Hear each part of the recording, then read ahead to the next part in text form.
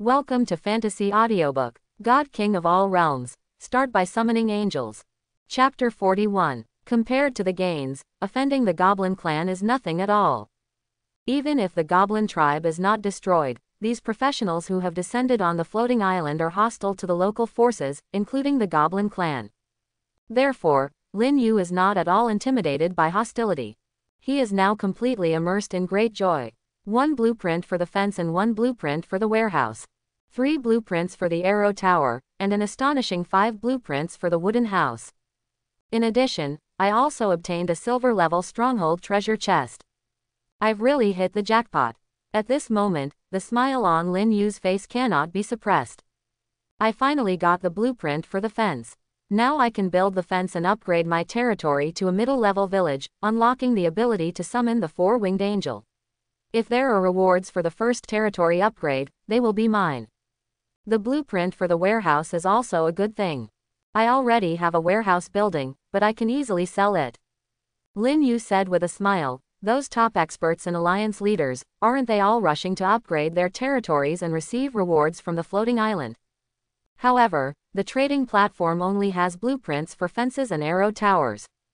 There are no warehouse blueprints with lower drop rates for sale. If I put this warehouse blueprint on the trading platform, I can probably sell it for an astonishing price, higher than the value of snake scales. In addition, I also got the wooden house blueprints. I just don't know how many wooden houses I can build with 5 blueprints. Some blueprints can be used multiple times. For example, the arrow tower blueprint. 1 arrow tower blueprint can be used 3 times to build 3 arrow towers. Lin Yu believes that the basic blueprint for the wooden house can also be reused, and the number of uses may be even more than the arrow tower blueprint. Lastly, and most importantly, the silver-level stronghold treasure chest. This is the first time Lin Yu has heard of a stronghold treasure chest. Even on the Blue Stars professional forum, no one has ever leaked information about the stronghold treasure chest. Could it be the stronghold treasure chest is also a new thing on the floating island? It's not impossible. After all, the world announcement is a new feature unlocked by the floating island, right? A year ago, the first batch of veteran professionals who descended on other floating islands never enjoyed the treatment of the world announcement. There were no world announcements for the first occupation of a local force stronghold, the first territory upgrade, or anything else. At most, there were just default rewards of glory points and reputation points. So it is highly likely that the stronghold treasure chest is also an item introduced by the floating island. I just don't know what's inside the stronghold treasure chest. Lin Yu is full of anticipation for opening the treasure chest. But he can't open it now. Because whether it's blueprints or treasure chests, they all dropped when the Goblin tribe was destroyed. They are still in the Goblin tribe and need to be brought back by Ida and the others. After thinking for a moment, Lin Yu communicates with Myriad World's floating island. He asks for information about the stronghold treasure chest. Soon, he receives a reply from Myriad World's floating island. Stronghold treasure chest, rare items. Can only be obtained when destroying a local force stronghold. The levels of stronghold treasure chests range from bronze, silver, gold, diamond, crystal, god level, to super god level. The stronger the destroyed stronghold force, the higher the level of the treasure chest obtained. The items in the chest appear randomly, including but not limited to gold coins, basic resources, blueprints, equipment, crop seeds, and so on. The higher the level of the chest, the higher the value of the randomly appearing items. The highest level, super god level stronghold treasure chest. I wonder how powerful a local force needs to be destroyed to obtain this level of chest. Could it be a local kingdom? In addition, there are actually bronze-level stronghold treasure chests. In other words, the Goblin tribe is not the weakest among all the local forces. There are local forces weaker than the Goblin tribe. Otherwise, I would have received a bronze treasure chest instead of a silver one. Without thinking any further, the task at hand for Lin Yu now was to wait for the Angel Squad to bring back the spoils of war to their territory. At that time, they could proceed with upgrading the territory, putting up warehouse blueprints, or opening stronghold treasure chests one by one. Just at this moment, the Myriad World's floating island sent another message notification. The message content was simple: informing Lin Yu that the equipment he had listed, the ghoul leather armor, had been successfully auctioned off, with a final transaction price of 1,140 gold coins. Not bad. The price is twice that of other level 5 supreme grade equipment. It's beyond my expectations. Lin Yu's intuition did not fail him. This ghoul leather armor did indeed give him a pleasant surprise. In addition, the sword of the skeleton that was listed at the same time was also sold. The final transaction price was 270 gold coins. It was much cheaper compared to the ghoul leather armor. Overall, it was one level lower and just an ordinary piece of equipment without any special effects. On the other hand, although the ghoul leather armor was only a mere level 5 equipment, its special effect, disguise, was a god-level skill at this stage. If used well, it could potentially skyrocket one's progress. That's why there were people willing to pay such a high price to acquire it. At the same time, the chat channel on the island became more lively. Many professionals were discussing the recently auctioned ghoul leather armor by Lin Yu. Some felt that the price was slightly high but worth it. Others thought that bidding such a high price for a level 5 equipment was simply insane. A level 5 equipment sold for over 1,000 gold coins. Lin Yu is making a fortune. Combined with the gold coin rewards from the floating island, Lin Yu can summon dozens of apex level units again. It's terrifying. I still can't understand why so many people are fighting over a level 5 equipment. And they even bid such an astonishing price. I don't get it either. Are people just foolishly rich? Hey, don't expose your pitiful intelligence in the world. It's clearly stated in the ghoul leather armor's description that wearing it allows you to disguise as a ghoul, fooling undead creatures below level 5. Do you know what that means? It means that with the ghoul leather armor, you can go out hunting at night. As long as you're careful and don't encounter higher level undead monsters, your leveling speed will skyrocket. Compared to leveling up, what's a few gold coins? It's not like you're an overlord. Is it really possible? Of course, otherwise, why would so many experts participate in the auction? It's because they see the value of its disguise skill, which can speed up their leveling. I used to think those bidders were crazy, but now I realize that I'm the foolish one. Oh no, why didn't I think of that? What's the use of thinking about it? Do you have that many gold coins? Can you compete with those experts? Young man, know your limits. This is not something you can handle. Time quickly passed, and it was already noon. The angel squad finally returned to their territory. There were a total of 58 two-winged angels, all back safely. In addition, there were over 500 goblin disciples who escorted a large amount of food, basic resources, various monster materials, metal materials, and so on. All of these things were confiscated from the goblin tribe. Just these spoils of war alone were enough to be considered a great harvest, not to mention the 300 newly recruited goblin disciples, as well as the rewards of blueprints, gold coins, and equipment. It was truly a case of getting rich through a war. Overlord, sir. After returning to the territory, Aida led the angel squad to pay their respects to Lin Yu and handed over the spoils of war to him. Gold coins, blueprints, equipment. Among them was the silver-level stronghold treasure chest that Lin Yu had been eagerly anticipating. Just like its name, the treasure chest is silver-white. It is a rectangular prism, flat in shape, with a length of about 40 centimeters. It doesn't look big, and it's light when held in the arms. Shaking it hard a few times, no sound can be heard. It's as if there's nothing inside. However, items in the transcendent world cannot be viewed with normal thinking. A warehouse that looks only slightly larger than a wooden house can store a total of 100,000 units of various resources, clearly indicating that the space has been compressed. There must be a special space inside the treasure chest. Let's see how lucky I am. Lin Yu placed the treasure chest on the floor of the hall, took a deep breath, and rubbed his hands together, like a gambler at a gambling table. But then again, opening a treasure chest is a matter of luck. Floating Island said that the items inside the treasure chest appear randomly. If you're lucky, you might get something good. A silver-level stronghold treasure chest is only one level higher than a bronze chest. Even if you're lucky, it's very difficult to get higher-level items. Unless it's a gold chest or a diamond chest. But no matter what, this treasure chest is practically a freebie from Floating Island.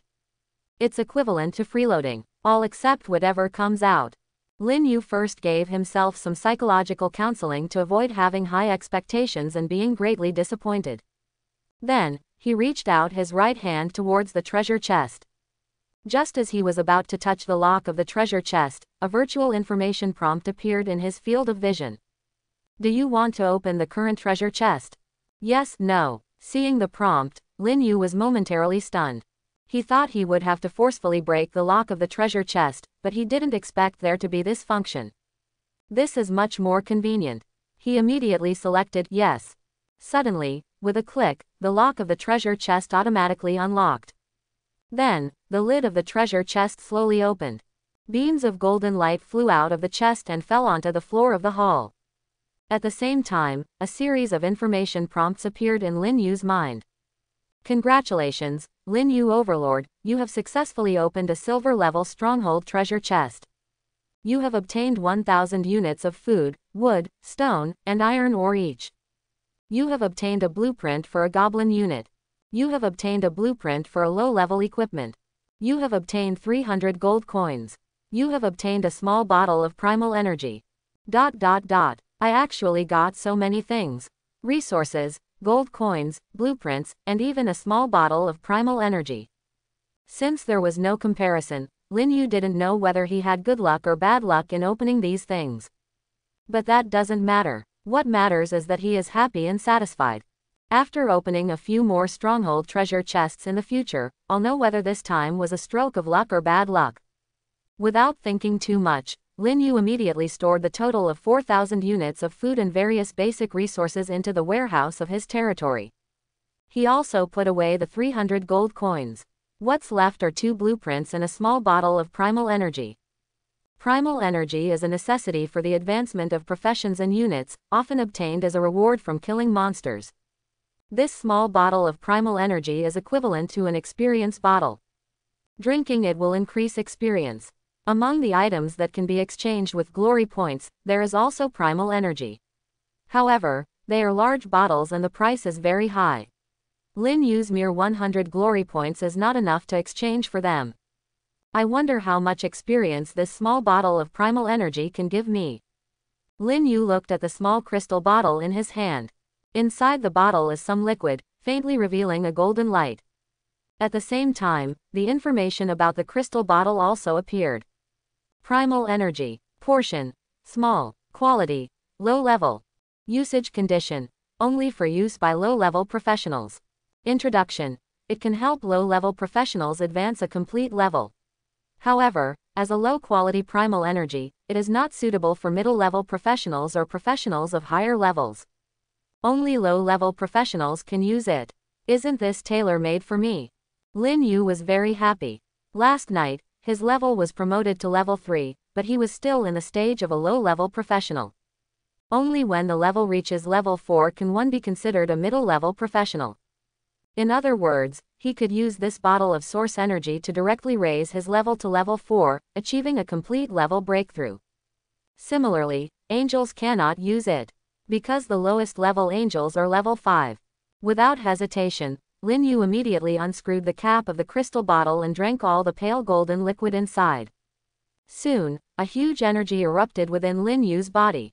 In the blink of an eye, it filled his entire body and forcefully transformed his body in a very domineering manner. This process was very painful. Lin Yu almost cried out in pain. But when he thought of Ida, Sally, and the other angels looking at him with reverence, he immediately clenched his teeth. He could call out at any time, but not now. The Lord of Holy Light also needed face. Time passed, and Lin Yu didn't know how long it had been. The pain in his body finally began to diminish until it disappeared completely.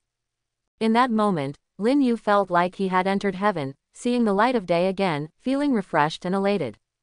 He opened his information template and took a look. Sure enough, his level had been promoted to level 4, early stage. Pain and pleasure. I hope I can have this opportunity to cross levels 100 times. Lin Yu grinned widely, ignoring the sweat-soaked clothes on his body, and turned his gaze to the 2 blueprints that had been opened from the treasure chest. Goblin Unit Quantity Blueprint. Level. Middle level. Introduction.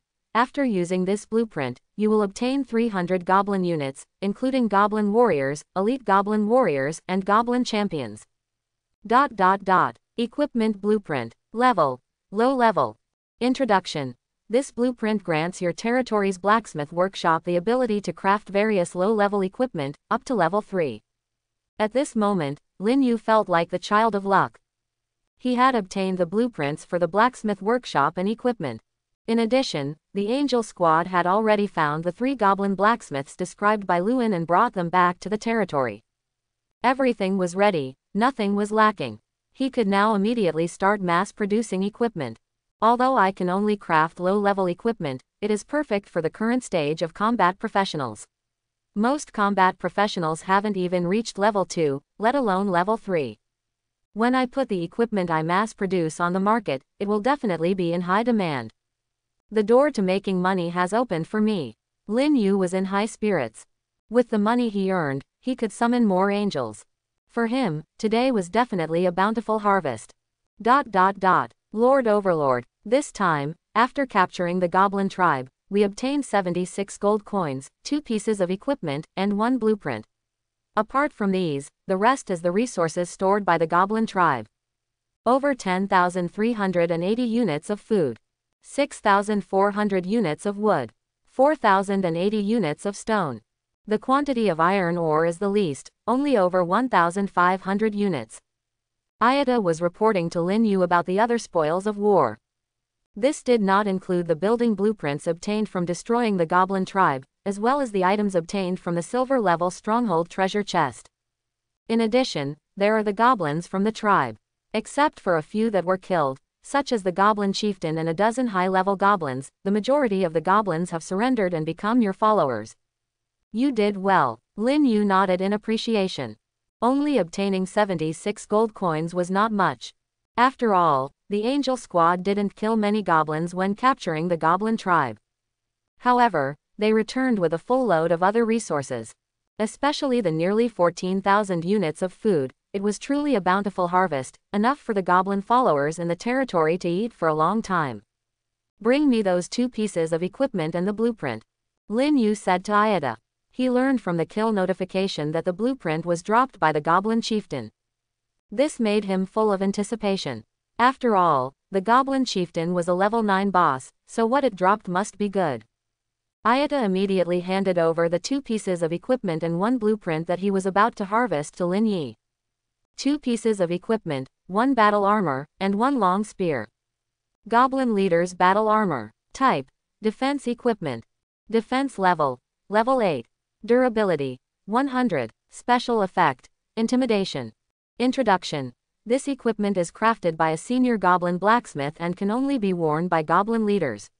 When worn by a professional, it possesses a certain level of intimidation towards ordinary goblins. Goblin's Spear of Courage. Type: attack equipment. Damage level: level 7. Durability: 100. Special effect: Aura of Courage. Introduction. The Spear of Courage is a masterpiece of a goblin blacksmith.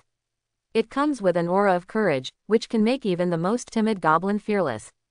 Special reminder: do not equip it until you have enough strength, otherwise you may die on the path of charge. Occupational Skill Blueprint. Fire Dragon Art. Type: Fire Elemental Magic. Level: high level. Learning requirement: none. Introduction. Don't overestimate yourself. This is a high-level fire elemental magic. Even if you learn it, you may not be able to successfully release it. 2 pieces of equipment, 1 level 8 defense equipment, and 1 level 7 attack equipment.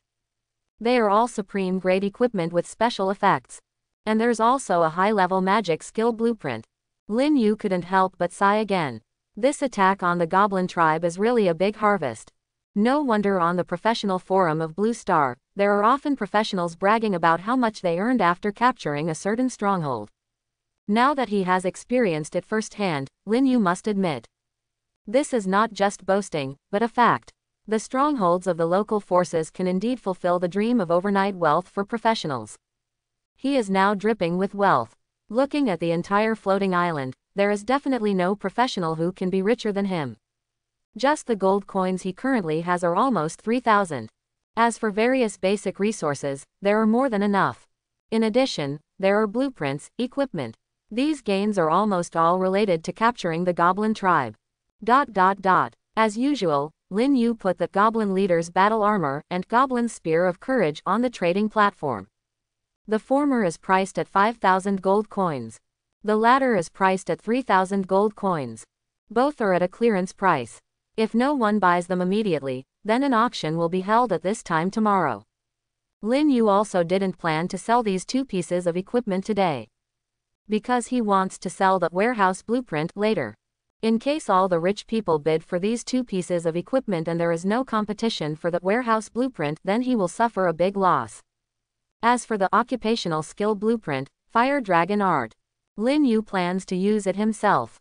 The Fire Dragon Art is a high-level fire elemental magic, not only powerful but also has no learning restrictions. Even if you are not an elemental mage, you can learn it. Naturally, he doesn't want to sell it. Moreover, there is currently no professional who can afford it. The value of the Fire Dragon Art has already exceeded the combined value of the Goblin Leader's battle armor, the Spear of Courage, the Snake armor, and the Ghoul Leather armor. Selling it for less than 10,000 gold coins would be a loss. After all, this is a professional's high-level skill. Without hesitation, Lin Yu immediately chose to use the Fire Dragon Technique blueprint. Instantly, the blueprint disappeared and transformed into countless golden lights that surged into Lin Yu's forehead. At the same time, Lin Yu's mind was filled with countless information about the Fire Dragon Technique, and he quickly mastered this high-level elemental magic. Shall I give it a try? With a thought, Lin Yu unleashed the Fire Dragon Technique. In an instant, energy surged within him, and the fire elemental magic in the world began to tremble. After a moment, a scorching flame emerged from the palm of his right hand. The flame quickly expanded, as if it was going to transform into a fire dragon. But at that moment, Lin Yu's body shook, his face turned pale, and the scorching flame in his palm instantly extinguished. Lord Overlord, Ayata and Sally exclaimed. The two beautiful angels quickly approached, supporting Lin Yu from both sides. I'm fine. Lin Yu waved his hand and took a deep breath, trying to suppress the dissipating elemental energy within him. I was careless. I overestimated myself. Lin Yu said. The reminder from the floating island was correct. Even though I have mastered the Fire Dragon Technique now, I still can't successfully unleash it because my level is too low. With a low level, there is less energy element within me. I can't support the powerful Great Demon Rune that the Fire Dragon Technique requires, nor can I gather enough fire elemental energy to condense a fire dragon. At least, I need to reach level 7 to successfully unleash it. Lin Yu summarized the main reasons for his failure. Having a low level is a disadvantage. Looking at Lin Yu, whose complexion gradually regained some color but still appeared somewhat pale, Ayata couldn't help but say, Lord Overlord, you don't actually need to learn these things. No matter what you want to do, you can just give us orders. We angels are your most devout followers and will always follow you and serve you faithfully. That's different. Lin Yu smiled and said, you are you, and I am me. As a professional, I also hope to master powerful abilities. Moreover, perhaps I will return to the Blue Star soon. Before that, I must make myself stronger. Blue Star. Ayata looked puzzled. Lin Yu said, Blue Star is an ordinary world, not part of the floating island. The majority of people there are ordinary humans, with only a few being professionals. However, even though the number of professionals is small, their levels are very high. Some have even reached the king level and transcendent level. Lin Yu thought of the beautiful Su Dabin Dao. Su Yi's level should be at the king level, or possibly even higher. She was one of the first summoned professionals and had spent a whole year developing on other floating islands. Even if she advanced to the transcendent level, Lin Yu wouldn't be surprised. Is Blue Star Lord Overlord home planet? That's right. Lin Yu nodded. Seeing this, Ayata, Sally, and the others' eyes lit up, and they quickly asked, Lord Overlord, can we accompany you to Blue Star? Upon hearing this, Lin Yu couldn't help but be taken aback. It seemed that he had never considered this question before. He thought for a moment and said, it's probably not possible. I have never heard of any Overlord professional bringing their subordinates back to Blue Star. Seeing Ayada and the others' disappointed expressions, Lin Yu comforted them, but nothing is absolute. It's possible that it's just because their strength hasn't reached that level yet. When your strength improves, perhaps you can go to Blue Star with me. Upon hearing this, hope once again ignited on the beautiful faces of the angels.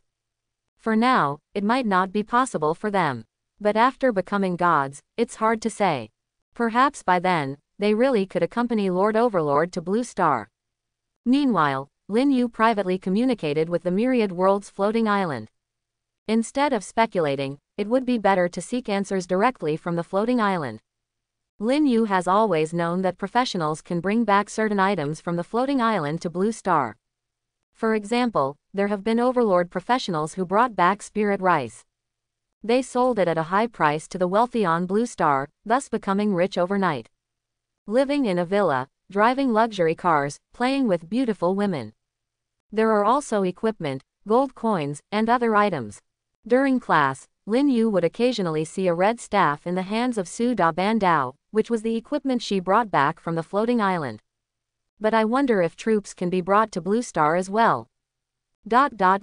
Lin Yu didn't have to wait long. Soon, he received a reply from Myriad World's floating island. Transport troops to Blue Star. Overlord needs to pay a transportation fee of 5,000 gold coins for each troop. Only when the troops become eternal gods can they break the restriction and transmigrate between the two realms using their own divine power. So that's how it is. Lin Yu suddenly realized, no wonder I haven't heard of any Overlord professionals bringing troops to Blue Star. The reason is that the transportation fee is too expensive. After all, only eternal gods can, freely, cross the boundaries. And with 5,000 gold coins for one transportation quota, I'm afraid no Overlord professional would be willing to spend it. With this amount of gold coins, you can summon 100 Apex level troops. Therefore, unless there are extremely special circumstances, Overlord professionals are unlikely to transport troops to Blue Star. Of course, Lin Yu thought there was another reason. That is, there were too few people in the first batch of randomly assigned Overlord professions. Su Da Ban Dao said that out of the first batch of over 1 million professionals, there were only a little over 100 Overlord professionals, and they were scattered all over the world. Considering the Overlord professionals who died, how many were left? With such a small number, naturally there is less information about Overlord professionals that has been leaked.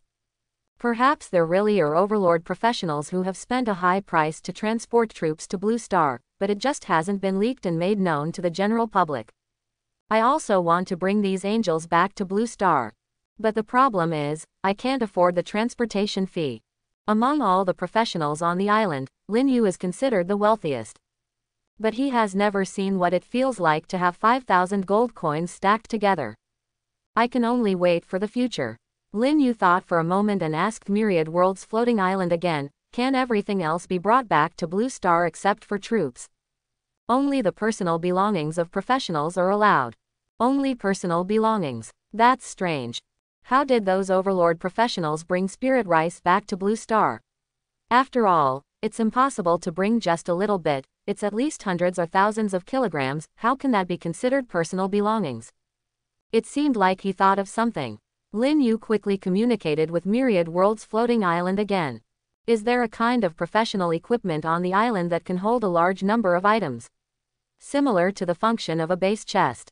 Spatial equipment, it can hold a large number of items. Lin Yu suddenly realized that he was right. Spatial equipment is considered personal belongings. By storing spirit rice or other things in the spatial equipment, and then wearing the spatial equipment, can't you bypass the restrictions of the floating island? Decision made. The next goal is to obtain spatial equipment. Lin Yu is very interested in this magical equipment that only exists in novels. Moreover, with spatial equipment, storing items is also very convenient. For example, in the war with the Goblin tribe this time. If Ayada had spatial equipment, she could store the resources she captured in the spatial equipment and directly bring them back to her territory, without the need for laborious transportation. Slow and prone to accidents.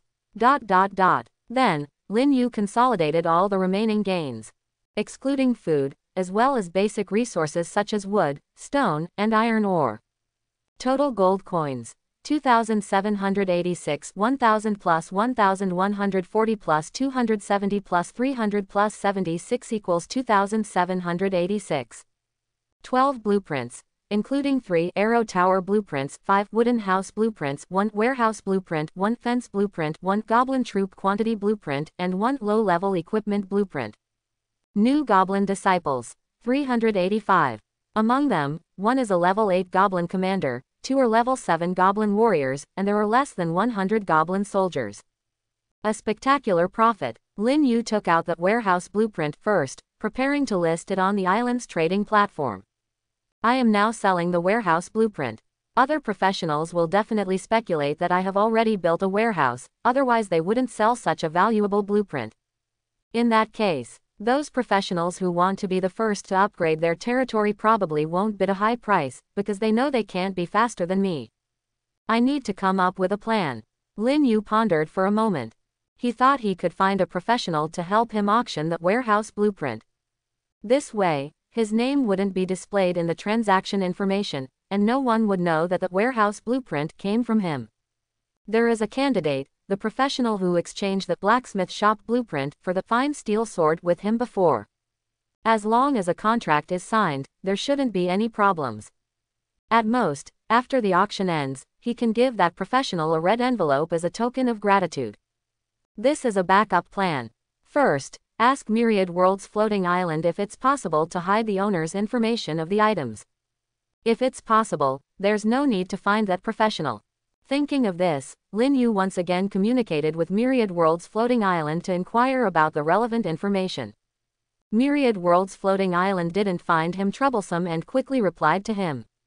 If the owner of the item is willing, it can be hidden. It's like protecting personal privacy. From this, it can be seen that Myriad World's floating island is very flexible and not rigid. It's best if it can be hidden. Lin Yu listed the warehouse blueprint on the island's trading platform and hid his information. After hiding, the owner column in the transaction section appeared as a series of ****. However, this can only be hidden until the auction ends. The reason is simple: I want to upgrade the territory at the moment the auction ends. If I upgrade too early, in case there's a world announcement, the warehouse blueprint won't sell for a high price. If I upgrade too late, the rewards might be snatched away by other bidders. But no matter what, others will guess that I'm the one who put the warehouse blueprint up for auction, otherwise the timing wouldn't be so coincidental. So, it can only be hidden temporarily. But it doesn't matter, I'm not afraid of being targeted. Even less afraid of being resented. I just need to time it well and maximize the value of the warehouse blueprint. The auction time for the warehouse blueprint is 1 hour. It's enough time for Lin Yu to do what he needs to do. And it's also enough time for those overlord experts to gather more gold coins. Without thinking too much, Lin Yu took out the goblin troop quantity blueprint and chose to use it. As the blueprint turned into countless golden lights and disappeared, a large group of goblins suddenly appeared on the nearby territory square. These goblins summoned by the blueprint were all fully armed. In terms of momentum, they clearly surpassed the goblin disciples in the territory. Praise the Overlord, we are willing to pledge our loyalty to the Overlord and die for him. 300 elite goblins knelt down on the ground and looked at Lin Yu with fanatical eyes. If Lin Yu were to order them to die now, they wouldn't hesitate. The other goblin disciples who witnessed this scene were dumbfounded. They couldn't believe that the great Overlord could summon a fully armed goblin army out of thin air. Could this be the legendary miracle? Summon 300 elite goblins, with a minimum level of 4. They were fully armed, high-spirited, and even released a powerful fighting intent, much stronger than the goblin believers in the territory. After all, they were elite goblins summoned using blueprints. There is a big difference compared to the native intelligent creatures like goblin believers. 300 elite goblins. Among them, there are 200 level 4 goblin warriors, 80 level 5 elite goblin warriors, and 20 level 6 goblin warriors. This is a very strong team. They can go hunting alone without following the angel squad. So far, Lin Yu has had about 1,000 goblins under his command. Among them, more than 700 are goblin believers. Among these goblin believers, there are more than 400 ordinary goblins, and the remaining 300 goblin believers are elite goblins. Among them, the most powerful one is the surrendered level 8 Goblin Commander. Lin Yu doesn't know his name yet because he hasn't had a chance to meet him. Lin Yu plans to form 2 Goblin teams for hunting. One is a team of Goblin believers led by the level 8 Goblin Commander, with a quantity of 200 selected by merit. The other is the fully equipped Goblin troops in front of him. In addition, there is the Angel Squad led by Ayada. In this way, he has 3 hunting teams. The harvest of hunting will inevitably increase exponentially, including his level. Currently, Lin Yu is at the early stage of level 4. Undoubtedly the number 1 on the island. After all, most of the professionals are still at level 1 at this stage, and only a few have reached level 2. After today, the number of level 2 professionals will increase, but it is still far from Lin Yu, who is a level 4 professional. However, Lin Yu feels that it is not enough. He needs to level up faster. He must reach level 7 when he returns to Blue Star. Because after becoming a level 7 professional, he can release high-level fire magic, fire dragon art, further enhancing his combat power. The remaining few hundred ordinary goblin believers. Some will be assigned to logistics work for the 3 teams. The rest will stay in the territory and decompose the monster corpses. That's decided. Lin Yu turned to Ayada and said, "Later, I will upgrade the territory. You don't need to stay here either. Go out hunting as usual and improve your level." "Yes, Lord Overlord," Ayada quickly complied. Then, she led a group of beautiful 2-winged angels and left the territory. Immediately afterwards, Lin Yu gave the order for the goblins to go hunting. Soon, the 2 fully armed goblin teams rushed out of the territory and headed to the forest in a different direction from the Angel Squad. During this period, Lin Yu summoned the level 8 Goblin Commander. He learned that his name is Bard. He is a distant relative of the Goblin Chieftain Beryl who has already been killed. However, under the blessing of faith and becoming a fanatical believer, the Goblin Commander Bard has no resentment towards Lin Yu. On the contrary, he is extremely grateful to Lin Yu for redeeming the Goblin tribe. The previous Goblin tribe was in a state of extreme confusion and had no future. It was faith that guided the Goblin tribe towards the light. And it was Lin Yu, the great Lord of Holy Light, who brought hope to their tribe. When facing Lin Yu, the Goblin Commander Bard showed utmost respect, kneeling before him like a humble servant. This is reverence for a god. Bard, you have the courage to correct your mistakes and turn back from the wrong path. I believe you will become a very promising goblin. Your future will definitely surpass that of the Goblin Chieftain. Work hard and move forward. The future of the Goblin tribe is in your hands. Lin Yu's words gave the Goblin Commander Bard strong belief and the motivation to move forward. He had never felt so hopeful and expectant about the future as he did today. After bidding farewell to the great Lord of Holy Light, the Goblin Commander Bard raised his head high, proudly leading a group of goblin believers and went out hunting. In this way, within the territory, only Lin Yu and a few ordinary goblins remained. He thought for a moment and took out the blacksmith blueprint. Previously, Lin Yu had never used this building blueprint. It was because there was no blacksmith in the territory, so even if the blacksmith shop was built, equipment could not be crafted. Now, there was a blacksmith and equipment blueprints. The construction of the blacksmith shop was naturally urgent. Lin Yu walked around the territory and found a suitable location to build the blacksmith shop. As the blueprint turned into countless golden lights and disappeared, a virtual image of a building slowly appeared in the empty area ahead. After a moment, the virtual image became solid. A small building with a chimney appeared in Lin Yu's field of vision. Territory building, blacksmith shop. Level, low level. Number of blacksmiths, 3 to 5. Daily production of equipment, 50 to 100. Next level, middle level. Upgrade requirements, 500 units of wood, 300 units of stone, 1000 units of iron ore.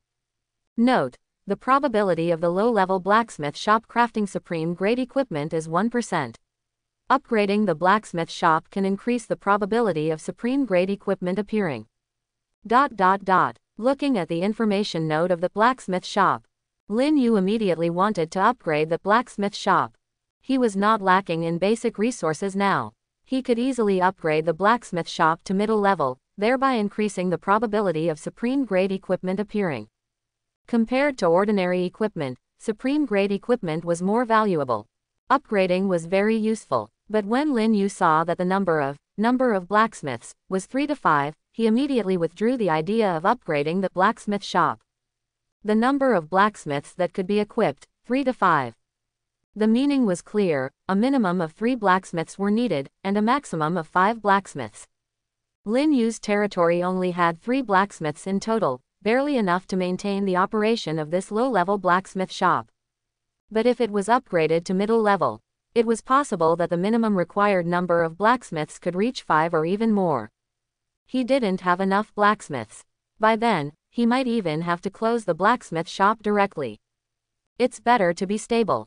Lin Yu beckoned to the 3 goblin blacksmiths who had been waiting nearby. One was an old goblin named Devon, and 2 younger goblins. The old goblin was a middle-level blacksmith, and when crafting equipment, the probability of supreme-grade equipment appearing increased by 3%. The 2 young goblins were low-level blacksmiths, without an increase in the probability of supreme-grade equipment. Lord Overlord, the 3 goblin blacksmiths knelt before Lin Yu, both fearful and excited.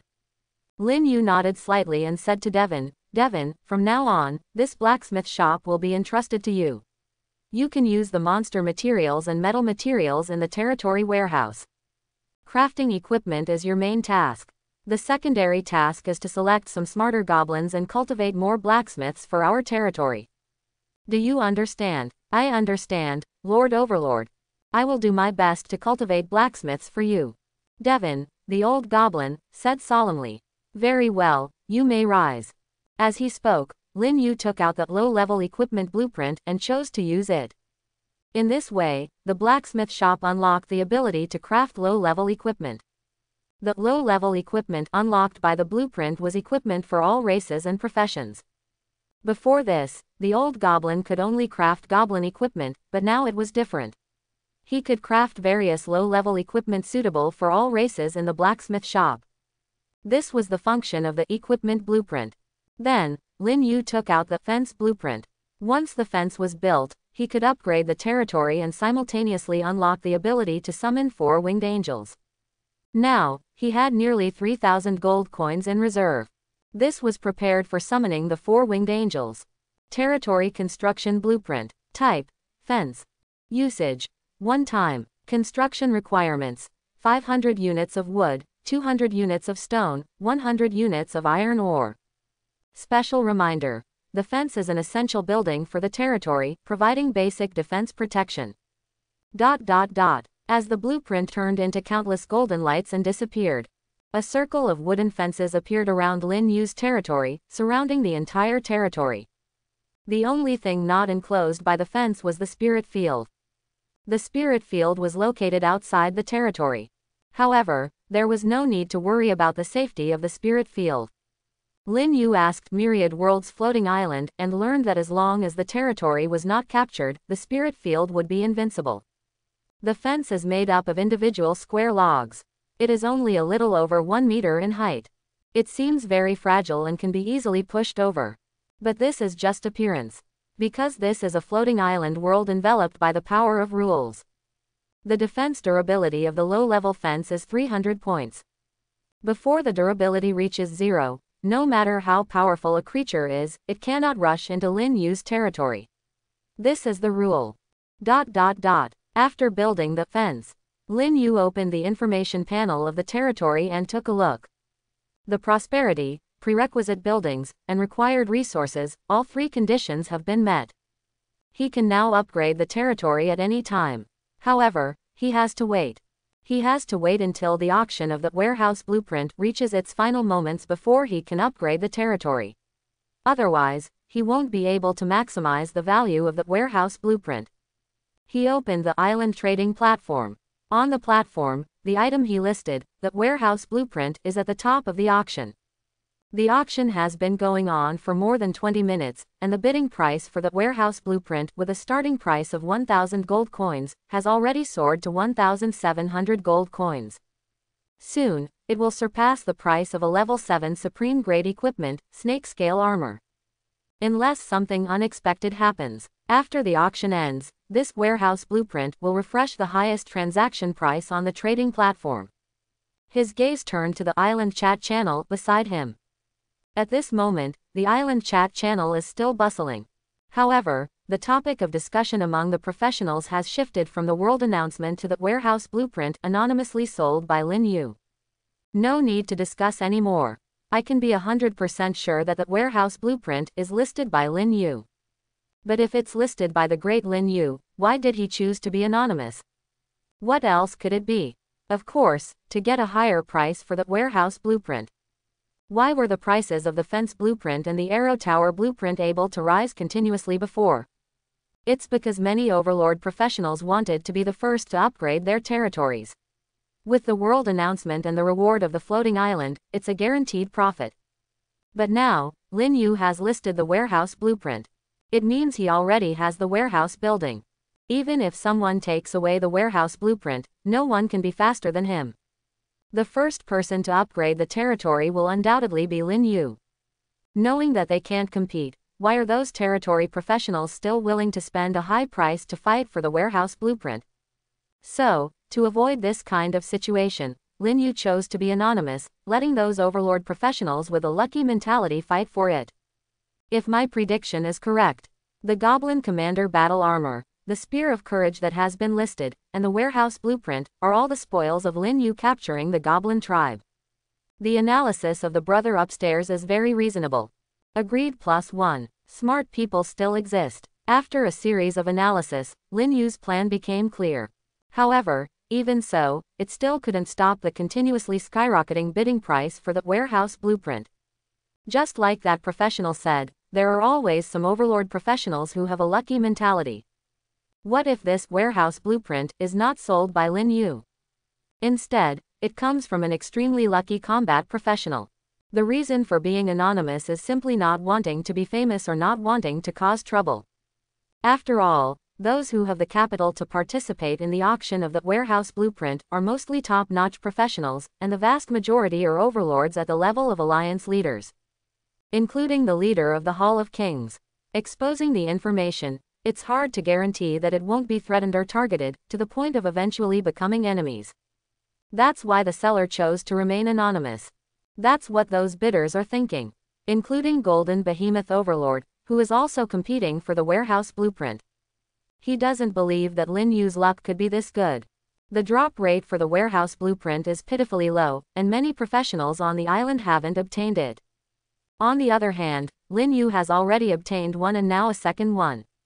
How is this possible? It doesn't make sense for Lin Yu to encounter all the good things.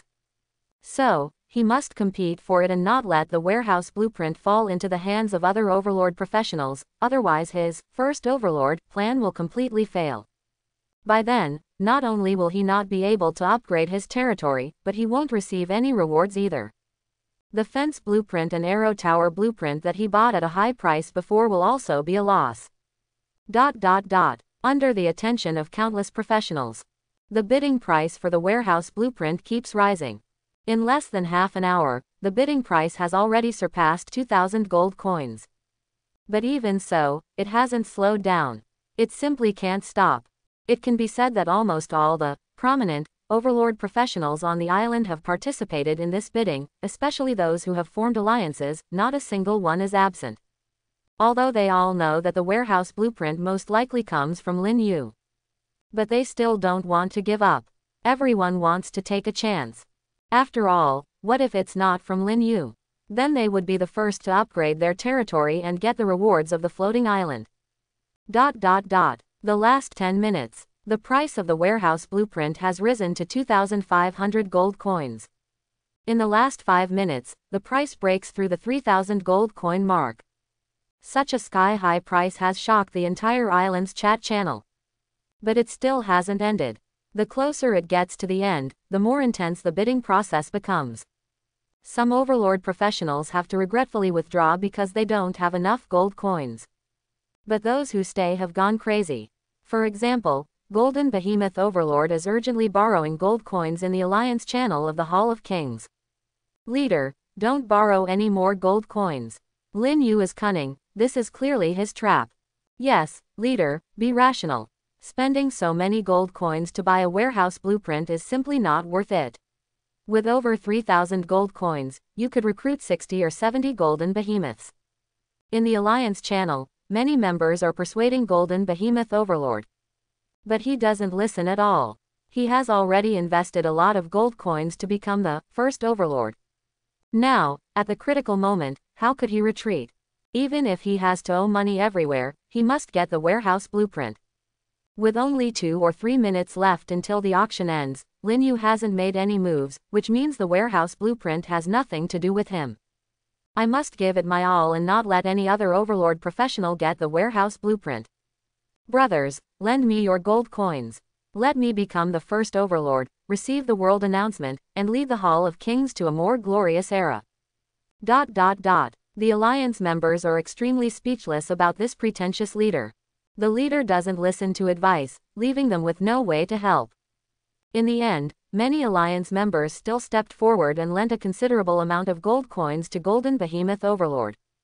After all, it's a loan with a contract, and they're not afraid of Golden Behemoth Overlord defaulting. Moreover, the interest is high. Regardless of who the warehouse blueprint ends up with, these creditors will make a profit. This time, let's see who can compete with me. With the gold coins in hand, Golden Behemoth Overlord confidence rises.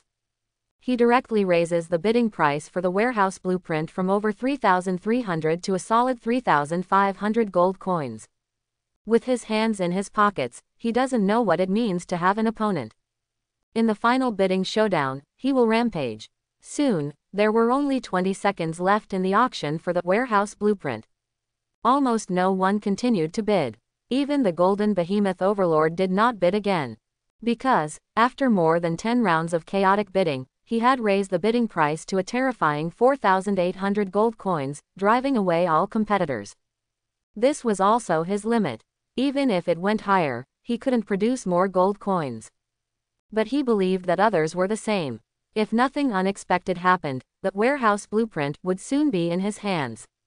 In reality, many people thought he was crazy to spend 4,800 gold coins to bid for a warehouse blueprint, and he himself felt a bit crazy. After all, with this amount of gold coins, he could recruit a total of 96 golden behemoths. Just thinking about this made his heart ache. If it weren't for the first territory upgrade and the reward of obtaining the floating island, he would never have done such a foolish thing. A mere warehouse blueprint, how could it compare to a team of golden behemoths? At this moment, the Golden Behemoth Overlord had already closed the trading platform. He was closely monitoring the situation on the island chat channel. He wasn't looking at what the professionals in the chat channel were talking about, but rather paying attention to whether there were any changes in the world announcement pinned at the top of the chat channel. The warehouse blueprint was almost in his grasp. No one could compete with him. The reason he was paying attention to the world announcement was to see if there were any new world announcements, such as congratulations to Lin Yu for becoming the first Overlord professional to upgrade his territory. He silently prayed that such a thing would not happen. Otherwise, he would be at a huge loss. He would lose everything, down to his last pair of underwear. It seemed that his prayers had worked. Until the end of the auction, when the warehouse blueprint fell into his hands, there was still no change in the world announcement on the island chat channel. From beginning to end, it was the world announcement congratulating Lin Yu for capturing the Goblin tribe. Ha ha ha, my speculation was correct. I knew that not everything good would fall into Lin Yu's lap. This time it's finally my turn. My name will shine at the top of the chat channel, admired and revered by countless professionals. My fame will instantly surpass Lin Yu and be remembered by every professional. The Golden Behemoth Overlord was ecstatic. He immediately left the island chat channel and contacted Myriad World's floating island. Hurry up and upgrade my territory. Soon, a reply came from Myriad World's floating island. The current territory lacks a warehouse building and does not meet the upgrade requirements. The young-looking Golden Behemoth Overlord cursed in anger. But he could only quickly find a place to build the warehouse first. The rules of the floating island were something he couldn't challenge. However, the Golden Behemoth Overlord did not know that shortly after he left the island chat channel, the world announcement he had been following suddenly changed. It was a new world announcement belonging to Lin Yu. Almost at the same time, the entire island chat channel erupted. The Alliance chat channel of the Hall of Kings also erupted. It's Lin Yu again. The person who became the first to upgrade the territory actually got a world announcement, and it really is Lin Yu. I knew the guild leader was fooled. That warehouse blueprint was clearly a trap set by Lin Yu for all Overlord professionals, causing a large number of Overlord professionals to fall into it. That's not entirely true. Although other Overlord professionals fell into the trap, they eventually climbed out. Only our stupid Alliance leader fell into the pit and became disabled. By the way, where is our Alliance leader? Most likely hiding in the territory crying. That's not necessarily true. It's possible that the Alliance leader doesn't know that the world announcement has changed and is busy building warehouses and upgrading the territory. When the Alliance leader comes online and sees that the world announcement and rewards have been taken by Lin Yu, they might just faint. This idiotic Alliance leader is driving me crazy. I'm quitting the Alliance. I'm not in a hurry, I'll wait a bit longer. What are you waiting for? This stubborn and immature Alliance leader will never be able to develop the Alliance.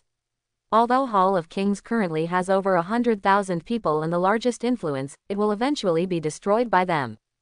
I know all of that. If you know, why are you still in this Alliance? I have no choice, the Alliance leader still owes me a few gold coins. Opening square bracket ... closing square bracket ...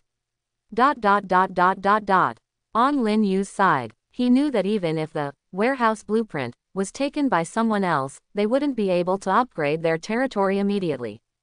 They needed to build the warehouse first. So, he wasn't in a rush. After the 4,800 gold coins from the auction fell into his pocket, he contacted Myriad World's floating island that he had already prepared. The upgrade went smoothly. No unexpected incidents occurred. He simply became the first Overlord profession to upgrade their territory. After upgrading to a middle-level village, the territory's area expanded by nearly 10 times. There was a large amount of empty land. These empty lands could be used to build various types of buildings. In Lin Yu's hands, there were still 3 arrow tower blueprints and 5 wooden house blueprints, which he planned to use later. Especially the wooden house blueprints, they needed to be used first. Aside from his angel, the number of goblins in the territory had already exceeded 1,000. With so many goblins, they couldn't all camp in the open. And for that, they needed the wooden house blueprints to build wooden houses for the goblin residents. After the territory upgrade, aside from the expansion in size, the Hall of the Overlord also underwent some changes. The small building became taller and larger. The bedroom on the second floor also became more exquisite, no longer just a simple arrangement of a bed and 2 bedside tables. Of course, Lin Yu didn't take the time to appreciate his bedroom. Because at this moment, a message from Myriad World's floating island appeared in his mind. Congratulations, Overlord, your territory has successfully upgraded to a middle-level village. You are one step closer to the unification of the floating island. Congratulations, Lin Yu Overlord. You are the first territory profession to upgrade, and in recognition of your outstanding performance, you are rewarded with 500 gold coins, 200 honor points, and 1,000 reputation points. Your name will shine in the island's chat channel, inspiring other island professions to move forward bravely. Another world announcement. Lin Yu was very happy. He had already received 2 world announcements today. If there was one word to describe his fame on the island, it would definitely be renowned and well-known. Any island profession would not be unfamiliar with him, all knew his name. However, Lin Yu didn't care about all of that. He felt that he wasn't that shallow of a person. Thinking of this, Lin Yu hummed a few times and walked straight into the newly renovated Hall of the Overlord. The wooden house blueprints and arrow tower blueprints could be used later. Right now, he couldn't wait to summon his 4-winged angel. Compared to before, the upgraded Hall of the Overlord finally had a hint of grandeur.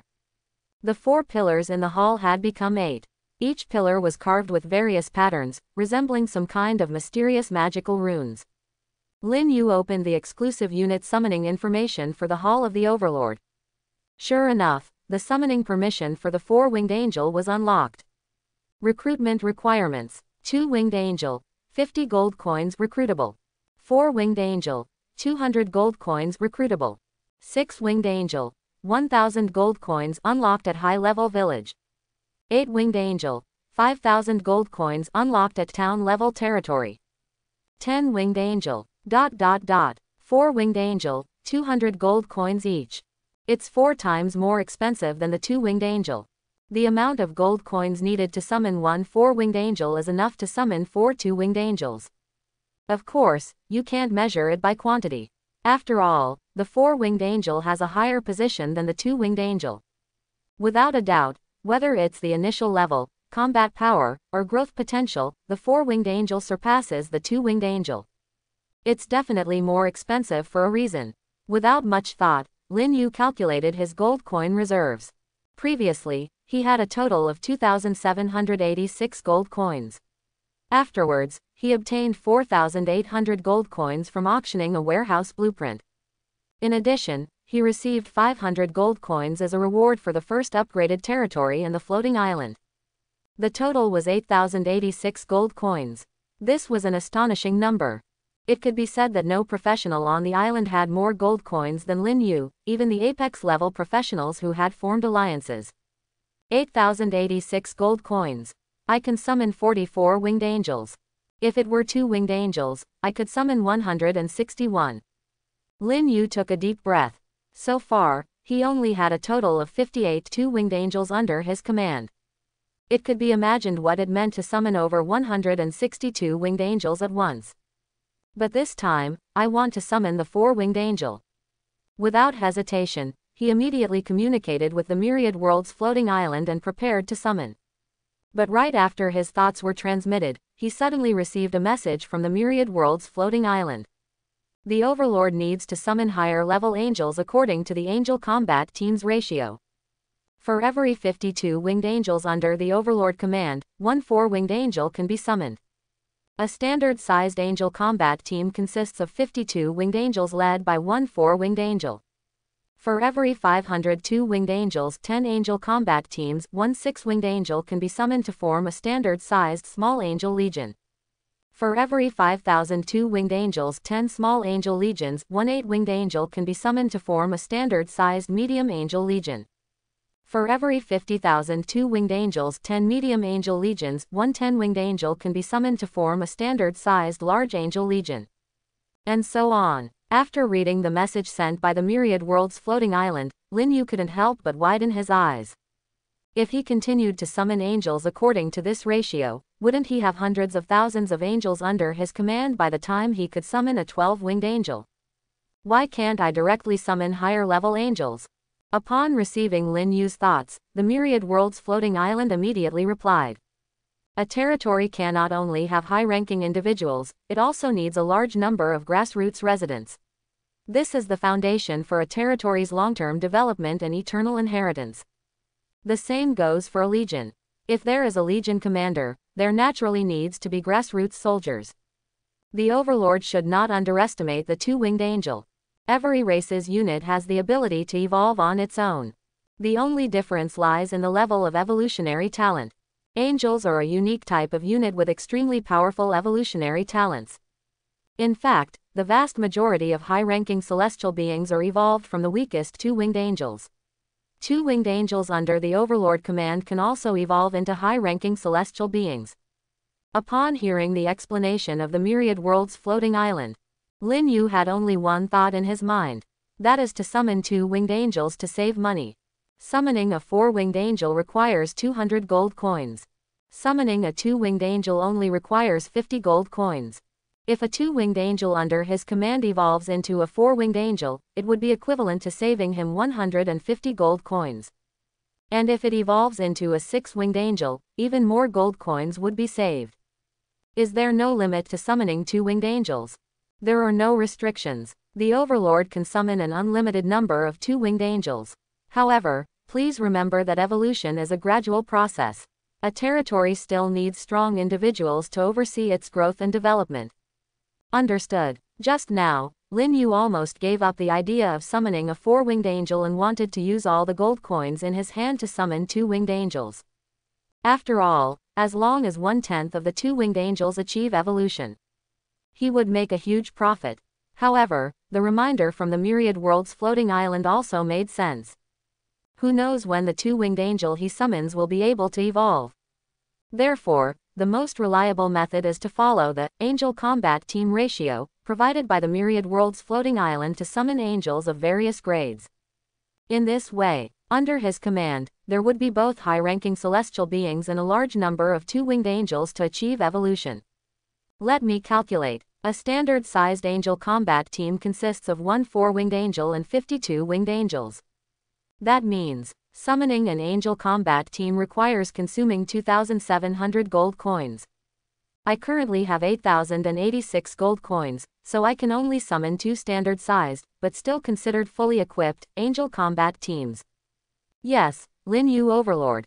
After summoning, you will have 2,686 gold coins left. You are only 14 gold coins short of being able to summon 3 fully equipped angel combat teams. Quote. Looking at the information prompt that appeared in his mind, Lin Yu rolled his eyes. He can do this simple math. No need for special reminders. Then let's summon 2 angel combat teams first. With the remaining 2,686 gold coins, I will summon 1 4-winged angel and 49 2-winged angels respectively. In this way, he would only have 36 gold coins left in his hand. It can be considered a clean use. Soon, a black hole appeared in the Hall of the Overlord. Just like the previous summoning, Lin Yu had a feeling that the black hole had undergone some changes. The black hole seemed to have turned into an eye. Behind it, there was something peering at him. However, this feeling did not last long, because soon, beautiful figures flew out of the black hole. Leading them were the 3 4-winged angels summoned this time. Each one was stunningly beautiful, with fair and flawless skin. If they were to be described, they had the face of an angel and the figure of a devil, incredibly beautiful. In terms of attire, 2 of the 4-winged angels were wearing equipment sets similar to the 2-winged angels. Uniform silver battle armor, holding a sword of golden flames. The difference was that they had 2 pairs of snow-white angel wings on their backs, which was the symbol of being a 4-winged angel. In terms of aura, they were stronger than the 2-winged angels. As for the third 4-winged angel, she was wearing a white magic gown and no longer held a sword of the angels, but a staff made of white jade. Lin Yu was curious. Why was this 4-winged angel different? He immediately opened the information template of the 3 4-winged angels for comparison.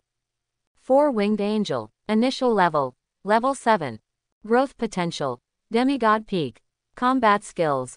Holy cross sword, holy light slash, radiant triple slash, shield of holy light, angelic sacred flame. Introduction. The 4-winged angel belongs to the orthodox faction of the angel race, under the command of the 12-winged throne angel. They are the most skilled warriors in the angel race, excelling in charging into battle with unwavering willpower and unwavering faith. This information template belongs to the 4-winged angel who wields the angelic swords. Initial level. Level 7. Growth potential. Demigod peak. The template information is exactly the same, but it is indeed stronger than the 2-winged angel. It is worth noting that they belong to the 12-winged throne angel. If they can break through to 4 wings, they can become the 6-winged angel of strength. 4-winged grand angel. Initial level. Level 7. Growth potential. Demigod peak. Combat skills. Holy light magic, holy light imprisonment, divine faith magic. Introduction. The 4-winged grand angel belongs to the orthodox faction of the angel race, under the command of the 12-winged wisdom angel. They are the 4-winged grand angel who possesses special abilities and excels in spreading faith for the gods. This template belongs to the 4-winged angel who wears a platinum-colored magic robe and wields a staff. Also at an initial level of 7. Growth potential. Demigod peak. However, unlike the other 2 4-winged angels, she excels in divine faith magic and belongs to the command of the 12-winged wisdom angel. Her name is the 4-winged grand angel. Truly unique. Soon, all the angels descended. At a glance, the hall of the Overlord was filled with beautiful angels. The entire space was filled with divine radiance. Greetings, Lord Overlord. May the Holy Lord be eternal, and may the holy light be ever present. Led by the 3 4-winged angels, over 100 angels bowed to Lin Yu. Their expressions and gazes were filled with infinite reverence and fervent faith towards Lin Yu. Lin Yu is the Lord of Holy Light. To the angels, Lin Yu is everything to them. No matter what Lin Yu asks them to do, they will not hesitate. Serving the Lord of Holy Light is their duty. Lin Yu nodded slightly. Then, he ordered all the two-winged angels to retreat. The space in the hall of the Overlord was still too small, and having over 100 angels gathered here would be very crowded. He only left the 3 four-winged angels. First, Lin Yu looked at the four-winged Grand Angel wearing a platinum-colored magic robe and asked, "Are the angel race divided into different factions?" "Yes, Lord Overlord." The four-winged Grand Angel held her staff, emitting a soft holy light. Facing Lin Yu, she slightly lowered her beautiful fair cheek and respectfully said, "Among our angel race, the largest number belongs to the Orthodox faction, while the other angels are special angels with fewer numbers. For example, the Angel of Love, War Angel, Fate Angel, Paradise Angel, and so on." In addition, the Orthodox faction of angels is also divided into 3 camps. Commander-level angels led by the 12-winged seraphim, under which there are angel lords and dominion angels. Divine art-level angels led by the 12-winged wisdom angel, under which there are seeker angels and grand angels. War-level angels led by the 12-winged throne angel, under which there are angel of strength and war angels, ordinary 2-winged angels. Although the functions of the 3 camps are different, we all belong to the Orthodox angel faction and can form a well-functioning angel legion when combined. After hearing the explanation from the 4-winged Grand Angel, Lin Yu gained a better understanding of the angel race. Then, he curiously asked, "Are there any higher-ranking angels above the 12-winged angel?" "Yes," 4-winged Grand Angel respectfully said, "there are also 14-winged angels, who are usually the commanders of multiple legions. Additionally, there are 16-winged archangels, and the highest-ranking 18-winged Grand Archangels." Lin Yu took a deep breath. The words of the 4-winged Grand Angel had truly broadened his horizons. The most terrifying thing is, the initial level of a 4-winged angel is already at level 7, with the potential to grow into a demigod peak. Without a doubt, the growth potential of a 6-winged angel would definitely be at the true god level. Because the higher the rank of the angel, the higher their initial level and growth potential. So, what level of initial level and growth potential does the highest-ranking 18-winged Grand Archangel possess? It wouldn't be surprising if their initial level was already at the true god level upon summoning. They would be born as eternal gods. Just thinking about it is terrifying. It's no wonder that the Myriad Worlds floating island considers angels as a unique type of troops. Compared to other races' troops, there is simply no comparison to the law manifestation of angels. After pondering for a moment, Lin Yu gave names to the 3 4-winged angels. The 2 4-winged angels under the command of the 12-winged throne angel, who excel in charging into battle, were named Maureen and Myralda, respectively. As for the 4-winged Grand Angel who excels in divine arts, she was named Elena. Praise the Lord Overlord, thank you for bestowing us with names. May you be eternal and immortal. The 3 beautiful angels were extremely excited. Being bestowed with names by the Lord of Holy Light was a great honor for them. Among the more than 102 winged angels summoned alongside them, not a single one received the Lord's bestowed name. Lin Yu nodded slightly and said to the 2 4-winged angels, "Maureen, Myralda, each of you will lead a fully equipped angel combat team and go to the wilderness to hunt." Elena. Then, his gaze fell on the 4-winged Grand Angel. "You currently have 49 2-winged angels under your command. When Ayata's team returns in the evening, choose 1 2-winged angel from them and form a fully equipped squad." "I will obey your divine oracle, my lord." Elena complied, her voice incredibly gentle and ethereal, soothing the hearts of those who heard it. She held an angelic staff made of white jade. At the top of the divine arts, a holy radiance emanated, enveloping her perfectly sculpted figure. Compared to the other 2 4-winged angels, her temperament appeared softer and more divine. Of course, in terms of beauty, the 3 angels were equally stunning. They just had slightly different temperaments. "Go. Lead your teams and go to the wilderness," Lin Yu said. "Hunting the evil monsters in the outside world can increase your levels. I hope you can grow faster, but it's not just about levels. If you can evolve and become 6-winged angels of strength, seeker angels with 6 wings, that would be the happiest thing for me. We will obey, Lord Overlord." The 3 beautiful angels said in unison, we will do our best to break through the limitations of our ranks and grow into 6-winged angels, not disappointing Lord Overlord. Very well. A smile appeared on Lin Yu's face. Soon, Elena and the other two flew away with more than 102 winged angels. They split into 3 teams. 2 fully equipped teams and 1 nearly fully equipped team. They headed towards different directions in the forest. With this, Lin Yu now had 6 teams hunting in the outside world. 4 angel combat teams and 2 goblin teams. This was an extremely terrifying matter. Once this news spread and was known by the professionals on the island, countless professionals would likely be stunned and filled with shock. Especially those overlord professionals who intended to compete for the position of island lord. They would probably feel deep despair. In the blink of an eye. The number of angels under my command has exceeded 200. Led by Ayata and Sally, the angel combat team has a total of 58 angels. And this time, Lin Yu summoned 3 4-winged angels and 149 2-winged angels, totaling 152 angels. All these angels combined, the total number is exactly 210. Lin Yu felt delighted in his heart and muttered to himself, at this rate of expansion, I believe it won't be long before the number of angels under my command reaches 1,000.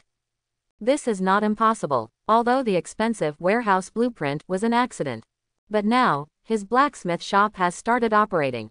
Every day, batches of equipment are being crafted. He can sell these equipment to obtain a large amount of gold coins, which can then be used to summon angels. So, surpassing 1,000 angels is not a distant dream. It is a goal that can be achieved quickly. The rapid increase in the number of angels, as well as the expansion of the 2 goblin teams, means that my level will also increase rapidly. Once he reaches level 7, he can master the high-level magic Dragon Fire technique. Without thinking too much about it, Lin Yu opened the information panel after upgrading his territory. Territory. Level. Middle level village. Overlord. Lin Yu. Territory buildings. Hall of the Overlord, wooden house, warehouse, arrow tower, fence, blacksmith shop. Spirit field level. Level 1. Prosperity. 1395. Next level. High level village. Upgrade conditions. Condition 1. Prosperity reaches 1000 completed. Condition 2. Possess blacksmith shop, watchtower, and 10 middle level buildings. Condition 3. 5000 units of wood, 5,000 units of stone, 5,000 units of iron ore. The requirement for prosperity, I have already met. The difficulty of obtaining basic resources is not high, and I will be able to gather them quickly. I already have the blacksmith shop. For me, having 10 middle-level buildings is also simple. The slightly more difficult part is the watchtower. I need to find a way to obtain a watchtower blueprint. No rush, take it slow. Tomorrow, I will conquer the Grey Dwarf tribe, followed by the 2-headed demon tribe. I believe that after capturing these 2 tribes, I should be able to obtain the watchtower blueprint. Lin Yu's mentality was very relaxed. Compared to other overlords on the island, he was already far ahead. Coupled with the growing Angel Legion, and the 2 goblin teams with a total number of 500, his power would undoubtedly grow like a snowball, becoming larger and larger. Enough to leave those overlords far behind. After obtaining the watchtower blueprint, I will continue to upgrade the territory. And once the territory is upgraded to a high-level village, I will unlock the ability to summon 6-winged angels. Unless there are unexpected circumstances, the growth potential of 6-winged angels must have reached the true god level. After all, 4-winged angels are already at the demigod peak. By then, I will have a god-level unit under my command. 2-winged angels and 4-winged angels are not considered god-level units, because their growth potential is demigod and demigod peak, respectively. But 6-winged angels, with a growth potential of true god, can truly be called a god-level unit. Outside the Hall of the Overlord, Lin Yu suddenly felt a wave of worship and fanaticism in the eyes of the ordinary goblin believers. These gazes came from those low-powered goblins who were unable to go out hunting and stayed in the territory to do logistics work. Lin Yu did not pretend to be arrogant or indifferent like a god. He was quite kind and smiled slightly, nodding towards the goblin believers who gathered in the distance, not daring to speak loudly. For him, this was just a simple gesture. But for these goblin believers, his simple gesture was already the greatest honor. Every goblin believer seemed to feel the attention and appreciation from the gods. In an instant, they all became extremely excited. They worked harder and more enthusiastically. This is the power of faith. Seeing this scene, Lin Yu couldn't help but sigh. Then, he took out the last 3 arrow tower blueprints and 5 wooden house blueprints. He had previously obtained 1 arrow tower blueprint. As for the wooden house blueprints, it was his first time acquiring them. Territory building blueprints. Type: wooden house. Number of uses: 10. Construction requirements: 100 units of wood, 50 units of stone. Special reminder: the wooden house is the basic building of the territory, but don't underestimate it. Without it, you may lose the trust of your subjects. An overlord who cannot provide basic living conditions for their subjects is not worthy of their loyalty. Looking at the information on the wooden house blueprints, Lin Yu couldn't help but mutter to himself, faith is a good thing. It can make the subjects remain loyal to me at all times, even if they have to live in the open for several days without a house. In the floating island world, there was no concept of loyalty. Both the troops and the indigenous intelligent beings were the same. If an overlord was unfriendly to their troops and indigenous subjects, betrayal was not impossible. Especially for the indigenous subjects who had joined voluntarily. They had their own positions and greater freedom. Compared to summoned troops, the attitude and loyalty of indigenous subjects towards the overlord were more easily influenced by the surrounding environment. If the environment was harsh and the overlord was cruel, betrayal was highly likely. Therefore, Lin Yu was fortunate. His angels were best at spreading faith. With the power of faith, the goblin believers in the territory remained extremely loyal to Lin Yu, even if they had to camp in the open for several days without a house. If it were another overlord, these indigenous goblins would probably have rebelled. To build a wooden house, 100 units of wood and 50 units of stone are required. The cost is relatively cheap. Lin Yu had 5 wooden house blueprints, and each blueprint could be used 10 times, which meant he could build a total of 50 wooden houses, consuming 5,000 units of wood and 2,500 units of stone. For Lin Yu, he could easily afford these resources. He opened the warehouse and looked at the reserves of various resources. Food: 28,364 units. Wood: 17,450 units. Stone: 12,000 units. Iron ore: 8,720 units. With so many basic resources, there is more than enough to build all the arrow towers and wooden houses. Without hesitation, Lin Yu immediately started construction. Soon, arrow towers and rows of wooden houses rose up in his territory. In return, the prosperity of the territory rapidly increased. At the same time, the alliance channel of the Hall of Kings exploded. The golden behemoth overlord who had paid a high price to win the warehouse blueprint finally logged in. But as soon as he logged in and saw the chat messages in the alliance channel, as well as the New World announcement at the top of the island's chat channel, the golden behemoth overlord mentality collapsed. Did he really fall for Lin Yu's trick? And that wasn't even the worst part. The worst part was, he had only emerged as the winner after the chaotic bidding, and had snatched the warehouse blueprint at an astonishingly high price. But what was the result? He ended up falling into the pit dug by Lin Yu. In other words, he was the unique idiot who fell into the pit. And he jumped in himself. No matter who it happened to, their mentality would explode. Chapter 51. At this moment, a New World announcement hangs high at the top of the island chat channel. Congratulations to Overlord Lin Yu for upgrading their territory to a middle-level village. As the first overlord to upgrade their territory after arriving on the floating island, Lin Yu is rewarded with 500 gold coins, 200 glory points, and 1,000 reputation points. I hope all the professionals on the island can take Lin Yu as an example and break through themselves, bravely moving forward. Rows of golden characters shimmer with dazzling brilliance. Eye-catching and dazzling. Below the world announcement is the bustling island chat channel. Countless professionals on the island gather here, venting their emotions through words. Excitement, jealousy, admiration, shock. Overlord Lin Yu is really strong. In just one day, the floating island has released 2 world announcements about Overlord Lin Yu. It's simply invincible. Now, Lin Yu is well known on the island. Indeed, with 2 world announcements. If anyone still doesn't know the name Lin Yu, it would be a miracle.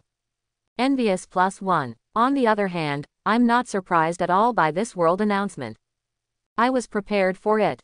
When the warehouse blueprints appeared on the trading platform, I knew that this reward from the floating island was definitely for Lin Yu. Even fools can see that, you know. Those overlords who participated in the auction probably guessed that the warehouse blueprints came from Lin Yu, but without solid evidence, they still wanted to take a gamble. If I were an overlord, I would also take a chance. The rewards from the floating island are too generous: 500 gold coins, 200 glory points, and 1000 reputation points. Besides the gold coins, the glory points and reputation points in this reward are doubled. Glory points and reputation points cannot be measured by gold coins. Especially glory points. They can be exchanged for various rare items in the glory contribution ranking, and even for a real divine weapon. Reputation points are also very important. I asked Myriad World's floating island and found out that if an overlord wants to establish a kingdom, they need a certain amount of reputation points. Without enough reputation points, even if the power is strong enough, they cannot become a king. By my calculations, Lin Yu already has 300 glory points and 1500 reputation points. The word, envy, can no longer describe my current mood. Just at this moment, someone shifted the topic back to the auction of the warehouse blueprints. There was a sense of relief and schadenfreude in their words. As one of the participants in the auction for the warehouse blueprints, I can only say that I'm glad I didn't have much gold coins, otherwise I would have fallen into Lin Yu's trap. Haha, just thinking about it makes me laugh. Speaking of which, who actually won the auction for the warehouse blueprints? Someone just revealed that the winner of the auction was the leader of the Hall of Kings. The overlord who owns the Apex level unit, Golden Behemoth. That's right, what an Apex level overlord, just a pure Chunabu idiot. Many members in the Hall of Kings Alliance channel advised him not to bid, but he didn't listen. It's normal for him not to listen. After all, they had already come this far. I wonder what the leader of the Hall of Kings is feeling right now. If it were me, I would be furious. Not exactly furious, but it cannot be denied. The Golden Behemoth overlord mentality has completely collapsed. Especially when he sees these chat messages and the world announcement pinned at the top, his mentality completely explodes. If there were a regret pill in the world, he would definitely swallow them all. After all, the feeling of being socially dead is too unbearable. You, Lin Yu, to think you dug a pit for me to jump into, I will definitely get my revenge someday. The world announcement that was pinned at the top, with rows of dazzling golden characters, appeared extremely glaring in the eyes of Golden Behemoth Overlord, making him grit his teeth in anger. This time, his losses were too great. Not only did he lose face, but he also lost a large amount of gold coins. He was now deeply in debt. For a long time to come, he would have to work hard to repay those creditors. If he could be the first to upgrade his territory and receive the reward of the floating island, then it would be fine. But the problem was, even though he upgraded his territory at the same time as Lin Yu, he ended up empty-handed because he was a few minutes late. He gained nothing and ended up with a pile of debt. He didn't hold a grudge against Lin Yu, of course. After all, he always believed that Lin Yu had tricked him. Enter the Alliance chat channel, Hall of Kings. Looking at the constantly refreshing chat messages in the channel, Golden Behemoth Overlord mood became even worse. Because in the Alliance channel, many members were mocking him. Not only that, but many Alliance members were leaving Hall of Kings one after another. In just a short while, thousands of people left the Alliance. The impact was too severe. This Alliance is boring. The stupid actions of the Alliance leader have made all of us members lose face together. I'm embarrassed to tell others in the island's chat channel that I'm a member of Hall of Kings. Everyone is the same. Now on the island, which professional doesn't know that our Alliance leader did something stupid? Boring. I'm leaving. Brothers, let's leave the Alliance together. I've already contacted the next Alliance, Midsummer Night, which is the second Alliance on the island. The leader of Midsummer Night is also an Apex level overlord, and she's a beauty. Is that true? Forget about being an Apex level overlord, how do you know she's a beauty? Don't tell me she's a stingy man. Why would we be deceived? I knew her when I was on Blue Star. She's one of the most beautiful girls in our academy. If I didn't know her name and added her as a friend to confirm, I wouldn't believe her luck could be so good to randomly obtain an Apex level unit. Oh my god, what are we waiting for? Let's leave the Alliance. I've made up my mind, Midsummer Night will be my new home. In the blink of an eye, a large number of Alliance members left Hall of Kings, and the number was even greater than before. Obviously, they were all going for the beautiful leader of Midsummer Night. Seeing this scene, Golden Behemoth Overlord panicked. If this continued, the Hall of Kings he had built would collapse sooner or later. You, Sha Qingyu, you actually poached people and brought them to me. Golden Behemoth Overlord cursed angrily. The Sha Qingyu he mentioned was the leader of the Alliance Midsummer Night. The leaders of various alliances on the island basically added each other as friends in private and communicated through messages, so they knew each other to some extent. He had reason to suspect that the person who caused the incident of leaving the Alliance just now was sent by Sha Qingyu. Lin Yu tricked me, and now you're trying to trick me too. This isn't over. Golden Behemoth Overlord was very angry. But he also knew that now was not the time to be angry.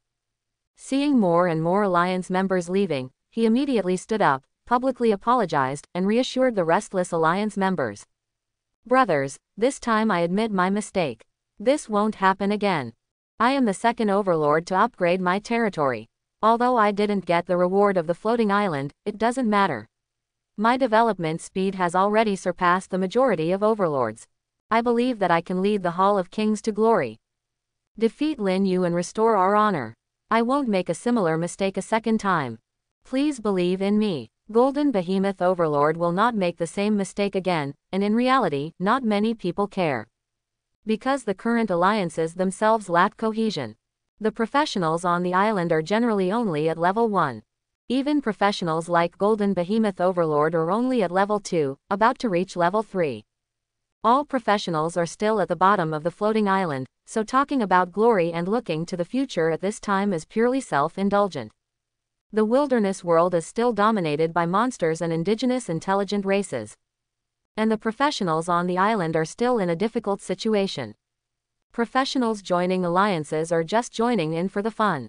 After all, fundamentally speaking, the current alliances cannot provide any help to them.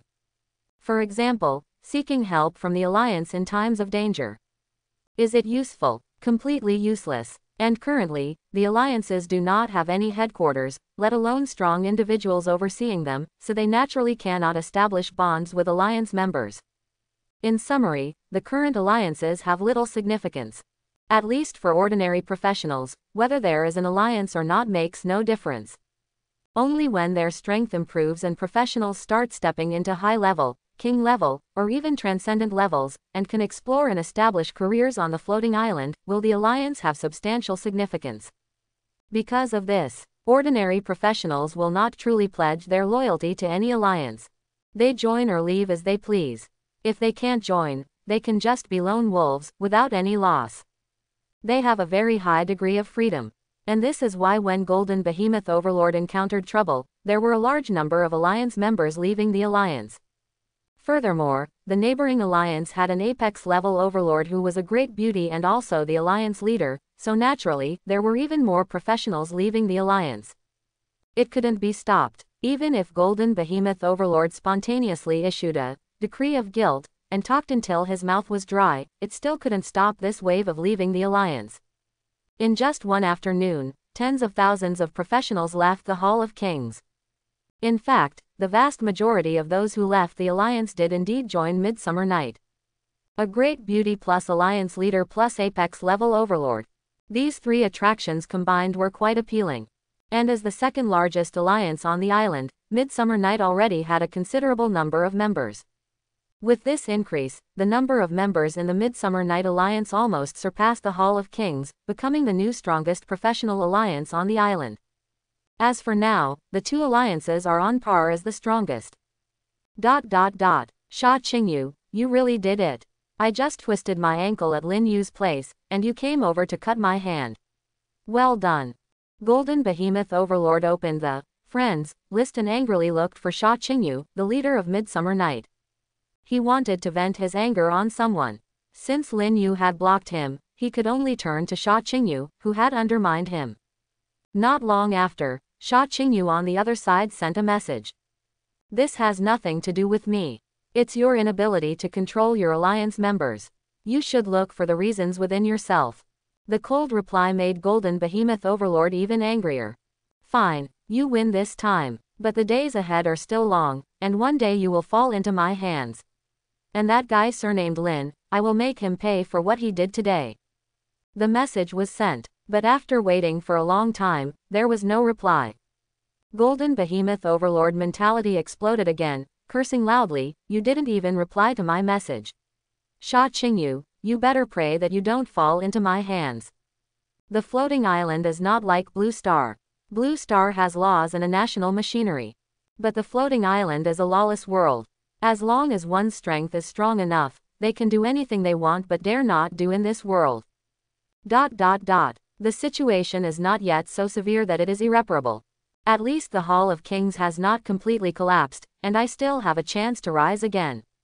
In addition, my territory has successfully upgraded, and I have dozens of golden behemoths under my command. Compared to the vast majority of Overlord professionals, I am still ahead. I have not lost yet. Next, I will develop my territory while revitalizing the Hall of Kings. I must not let Sha Qingyu's plot succeed. Oh, and I still have to repay the debt. Golden Behemoth Overlord felt a tingling sensation on his scalp. The debt he owed within the alliance amounted to 4,800 gold coins, plus 10% interest. He must repay all the principal and interest within 2 weeks. Otherwise, it would be considered a breach of contract. He couldn't imagine what would happen if he violated the loan agreement signed under the witness of the rules of the floating island. The floating island would surely take action against him. They might even seize his golden behemoth and sell it to repay the debt. All of this is Lin Yu's fault. If it weren't for him, I wouldn't be in such a miserable state. He didn't mind the huge debt on his back, it was his own choice. The key issue was that he didn't gain anything from it, which was the most frustrating part. And the fact that he lost all his reputation in the alliance and countless professionals left the alliance to join Sha Qingyu made him even angrier. A vast range of mountains stretched endlessly. There was a territory located there, but the exact coordinates were unknown. This territory belonged to Sha Qingyu, the leader of Midsummer Night. Like all Overlord professionals, Sha Qingyu always stayed in her own territory and didn't venture into the outside world to take risks. I have overestimated you. In the Hall of the Overlord, a graceful figure whispered. She had a graceful figure and a delicate and beautiful face. Her eyes were like autumn water. Her lips were plump, and her skin was fair and snowy. Her figure was curvaceous, with prominent curves and towering peaks when viewed from the side.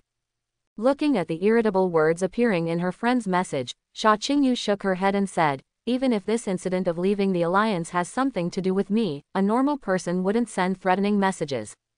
Such threats are not only meaningless, but they will also attract hatred. At this moment, Sha Qingyu's level of concern for the Golden Behemoth Overlord had decreased by 1 level. The opponent I really need to pay attention to is Lin Yu. Although Lin Yu hasn't formed an alliance and is alone, it doesn't matter to him at all. With Lin Yu's popularity on the island, as long as he is willing to form an alliance, countless professionals will flock to him and strive to join him. This is the unique appeal of Lin Yu. Lin Yu will undoubtedly become the biggest obstacle for all Overlord professionals to compete for the position of Island Lord. Undeniably, his strength is indeed very strong. Even beyond my imagination. Today is the 3rd day since Lin Yu arrived on the floating island, and his troops were able to capture a stronghold of a local force. Just this alone, Sha Qingyu admitted that she couldn't do it. No rush, take it slow. This is just the beginning of the transcendent path. The future is still long. These words from Sha Qingyu. They were both comforting herself and encouraging herself. After all, without a good mentality, how could she catch up with the footsteps of Lord Lin Yu? I wonder which city Lin Yu is from. I'll have to inquire about it when I return to Blue Star. Sha Qingyu had always wanted to add Lin Yu as a friend. She did send a friend request, but it was ignored. This made her feel helpless. Leaving the Hall of the Overlord, Sha Qingyu looked towards a small square not far away. Following her gaze, there was a giant dragon lying there, completely ice blue in color. The dragon was less than 20 meters in size. And its level was only 4. Obviously, it was a young dragon. Moreover, there were many wounds visible on the dragon's body, some of which were even deep enough to see the bones. Seeing this scene, Sha Qingyu sighed. Although my frost dragon is also an apex level unit and has the advantage of flight, its level is too low, and the racial talent of the dragon race has not been strengthened. If it encounters an 8th or 9th level powerhouse, it would be a living target. So what if it can fly? With the power of a high-level professional, a spear could shoot her dragon down from the sky. That's why she didn't dare to provoke the local force stronghold. At the same time, Sha Qingyu couldn't imagine what kind of unit Lin Yu had. It seemed that her frost dragon was not enough in front of Lin Yu's unit. After all, the frost dragon was a pure-blooded dragon race unit. And among all apex level units, pure-blooded dragons could rank among the top. What kind of unit could be stronger than a pure-blooded dragon? Lin Yu is unaware of what happened in the Hall of Kings. He is busy with his civil engineering construction in his territory. Even if he knew, he wouldn't care. The fate of the Hall of Kings, whether it prospers or declines, has nothing to do with him. At least until the formal war for the position of Island Lord begins, he will only care about his own affairs. Developing the territory and strengthening his power are his top priorities. After an hour, Lin Yu finally finished the civil engineering work in his hands. 3 blueprint designs for arrow towers, 9 arrow towers. 5 blueprint designs for wooden houses, 50 wooden houses. The amount of work is not large. The main time-consuming part was choosing the construction locations. Compared to that, the construction itself was much quicker and easier. He only needed to prepare the necessary basic resources, and the floating island would build the structures. All the wooden houses will be built in the western and southern areas of the territory, surrounding the small square in a fan-shaped manner. These 2 areas will be the residential areas of my territory in the future. When the territory develops and conditions permit, I will turn the eastern area into a commercial street. As for the northern area, it will be the core area of my territory, where the territory hall and various important buildings will be located. In the future, unauthorized entry is prohibited for non-important individuals. Except for angels. Angels are Lin Yu's exclusive troops in the territory. Not only are they devoted and loyal to Lin Yu, but they are also beautiful and attractive. These creatures, who are both beautiful and loyal, they will receive special treatment from Lin Yu. In addition, the newly built 9 arrow towers will surround the territory. The village-level territory only has one entrance, which is located near the spiritual field. 3 arrow towers have already been built there. So, the 9 arrow towers we are building this time will be evenly distributed around the territory. Their task is to shoot down wild monsters that enter the nearby area and prevent them from damaging the fences behind the arrow towers. However, 9 arrow towers are still too few. The radiation area does not cover the entire boundary of the territory. I still need to build more arrow towers around the territory, just in case. The overlords on the island are not living a difficult life, but a comfortable one. With the protection of the territory, they don't have to worry about their own safety at all. Unlike those combat professionals who have to endure the elements and constantly worry about being attacked by wild monsters, to the point of losing their lives on the spot. However, once the territory upgrades to a town, this comfortable life will no longer exist. Instead, it will immediately enter a hellish level of resistance. At that time, the rule power of the floating island will no longer protect the overlords' territories. Moreover, the floating island will release a war signal to the nearby area, including wild monsters and local intelligent races. Then, countless waves of wild monsters will attack. There will also be local intelligent races, fully armed and leading their armies, including but not limited to tribal-level forces and kingdom-level forces. The common goal of these wild monsters and local intelligent races is to completely destroy the overlords' territories and tear the overlords themselves into pieces. Although most of the overlords' territories are currently only low-level villages, it is still far from upgrading to a town. But that day will come eventually. Any overlord who is negligent in development and harbors a lucky mentality will undoubtedly die in this hellish level of resistance. Lin Yu is no exception. So, despite being recognized as the strongest overlord on the island, he is still working hard to develop his power and strengthen the defensive forces of his territory. He is not worried about the waves of wild monsters.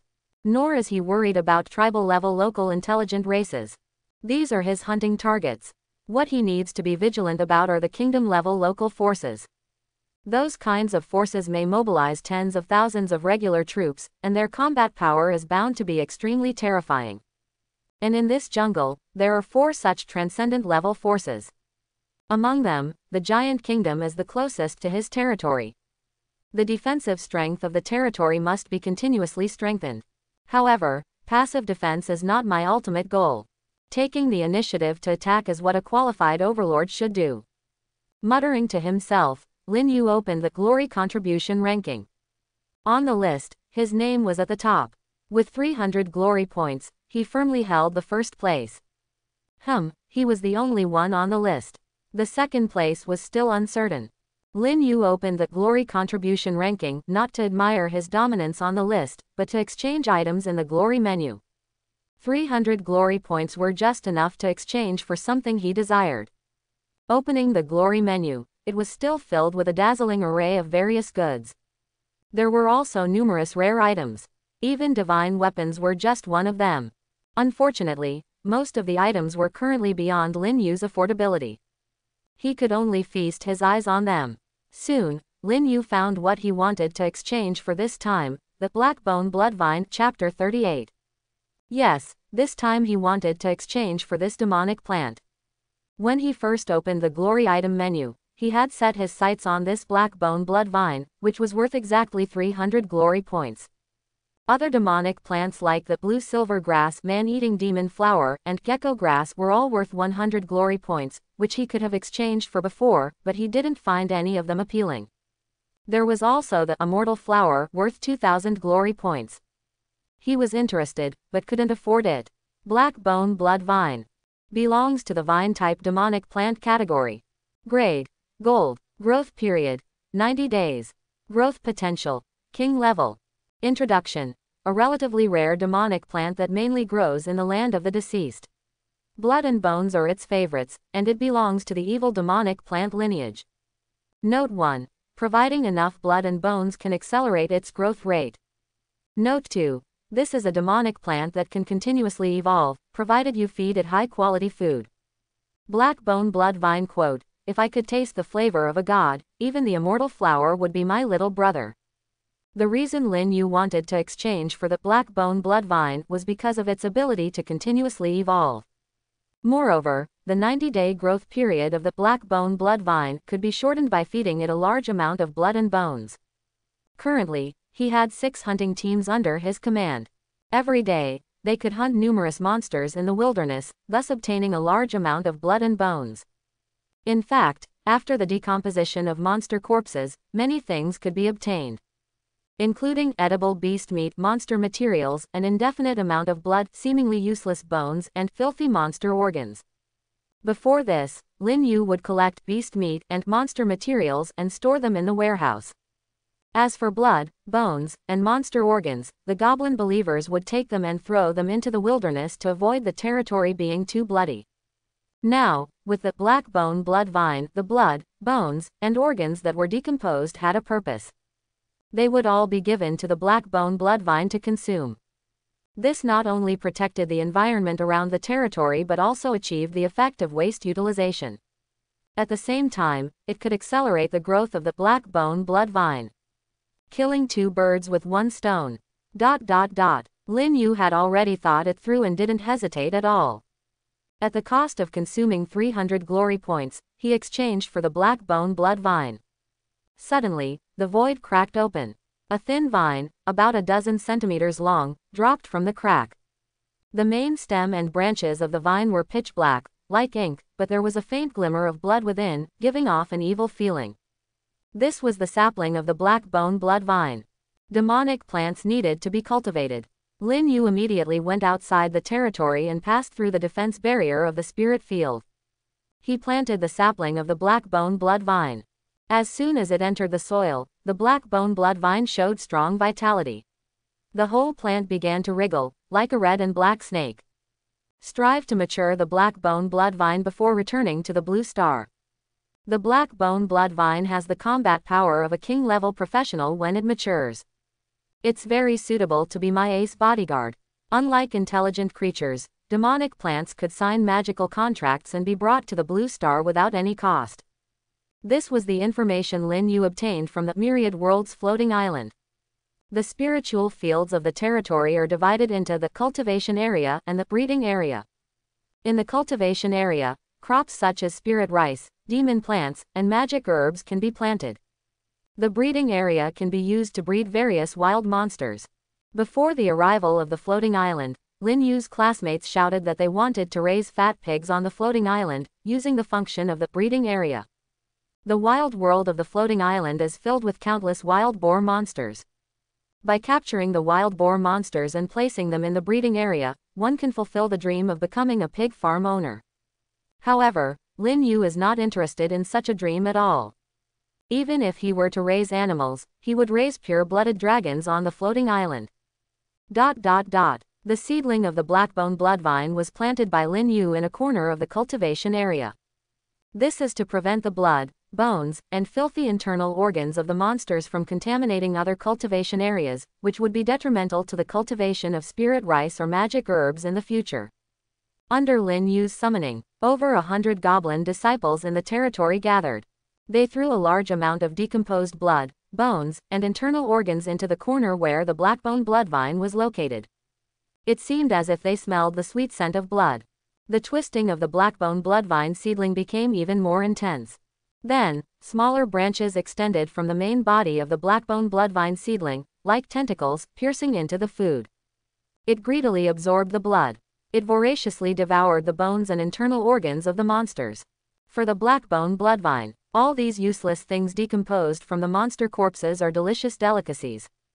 Of course, it would be even better if it were whole monster corpses. Unfortunately, Lin Yu still needs to decompose monster corpses to obtain edible meat and monster materials for crafting equipment. At this stage, he is not yet able to spare whole monster corpses to cultivate the blackbone bloodvine seedlings. However, even the decomposed things are enough for the blackbone bloodvine seedlings to have a good meal. After all, there is a large quantity, and among them are remnants of middle-level monsters and high-level monsters.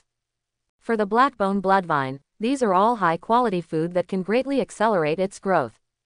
Indeed, in less than 10 minutes, the blackbone bloodvine seedling grew to over 30 centimeters tall.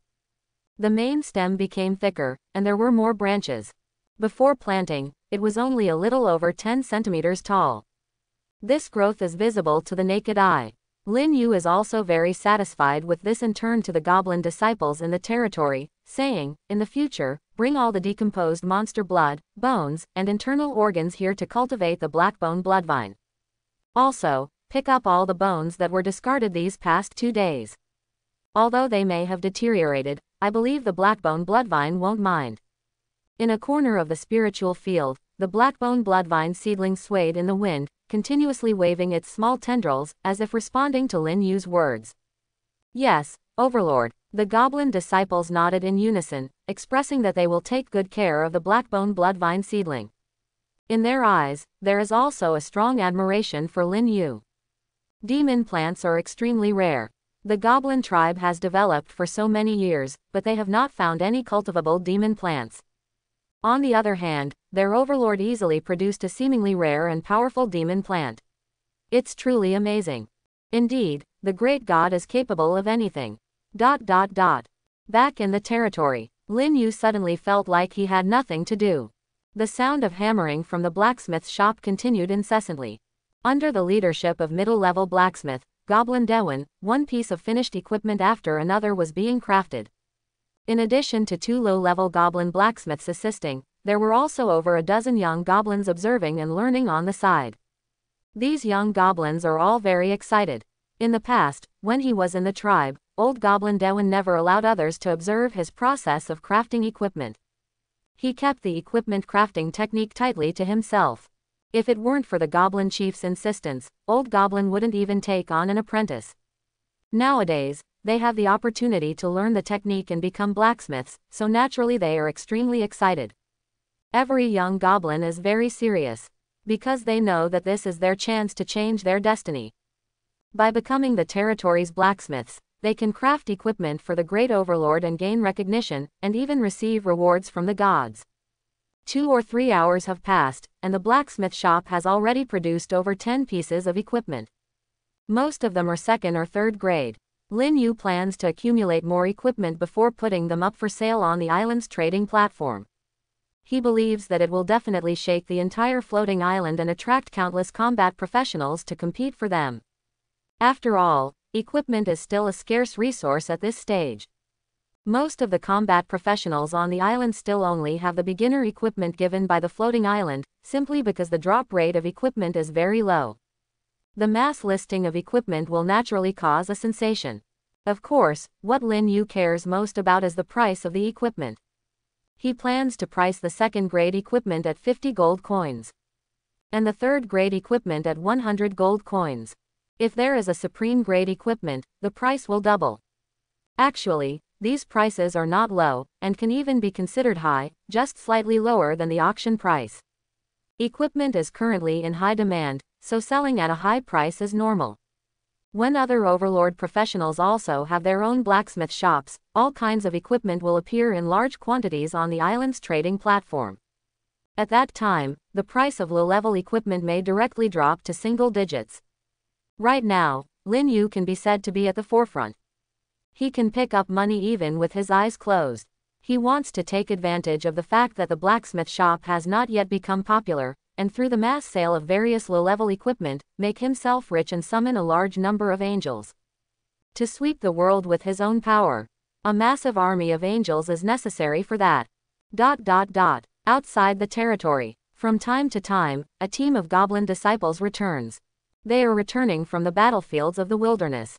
On their backs, they carry the bodies of one wild monster after another, and pile them up in the small square of the territory, waiting for the next decomposition. The hunting work of the 6 teams is going very smoothly. The bodies of the monsters are continuously brought back. The decomposition work is also ongoing. Almost every period of time, the warehouse will have a lot more reserves of meat and monster materials. As for the remaining blood, bones, and monster organs from the decomposition, they are all thrown into the spirit field, allowing the saplings of the black bone blood vine to feast on them. At the same time, Lin Yu himself can also sense a large amount of primal force converging towards him. When there were fewer troops a few days ago, his leveling speed was very slow. Compared to Ayada and Sally's promotions, his progress was truly slow as a snail. But now it's different. The 6 teams are hunting wildly in the wilderness. They are killing a large number of wild monsters every moment. This means that even though his level has already reached the 4th level of the middle-level professional stage, he can still feel a rapid increase in his own strength. Perhaps tonight, he will be able to step into the late stage of the 4th level. And tomorrow, he will promote to the 5th level. The goal of becoming a 7th level professional is within reach.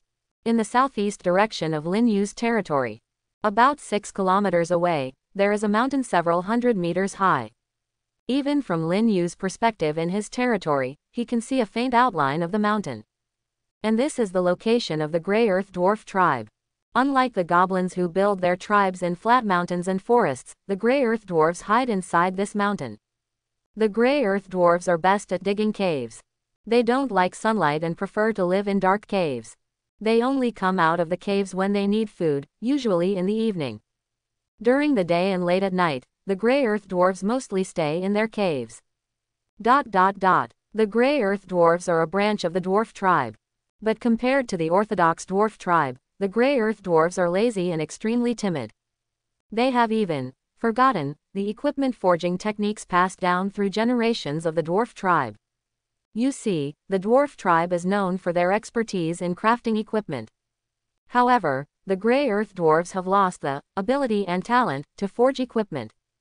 This is a shame for the Dwarf tribe. If it were the proud and arrogant Elven tribe, they would have long expelled such a shameful branch, just like they did with the Dark Elves.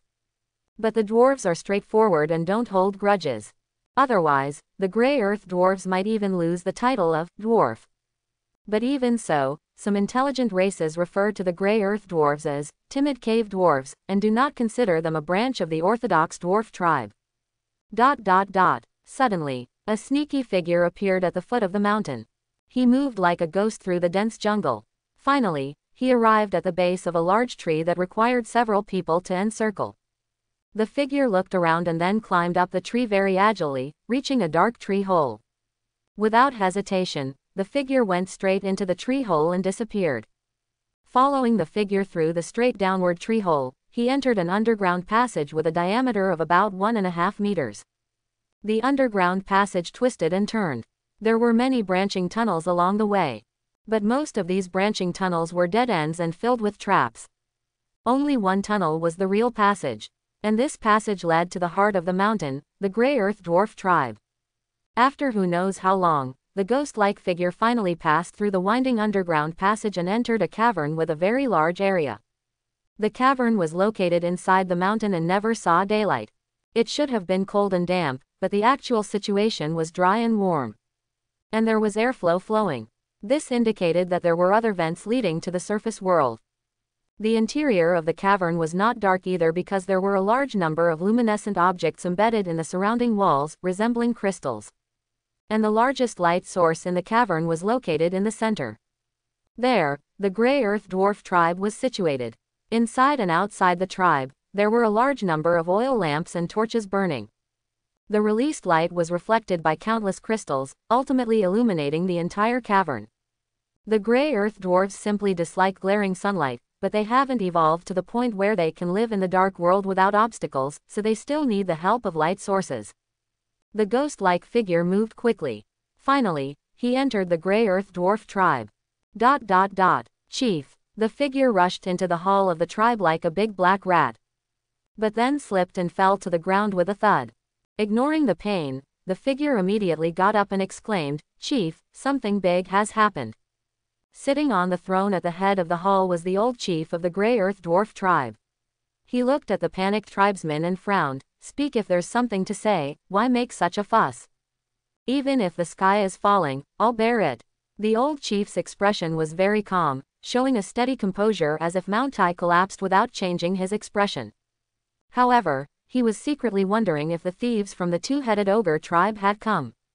The indigenous intelligent races on the floating island are not living in peace and harmony.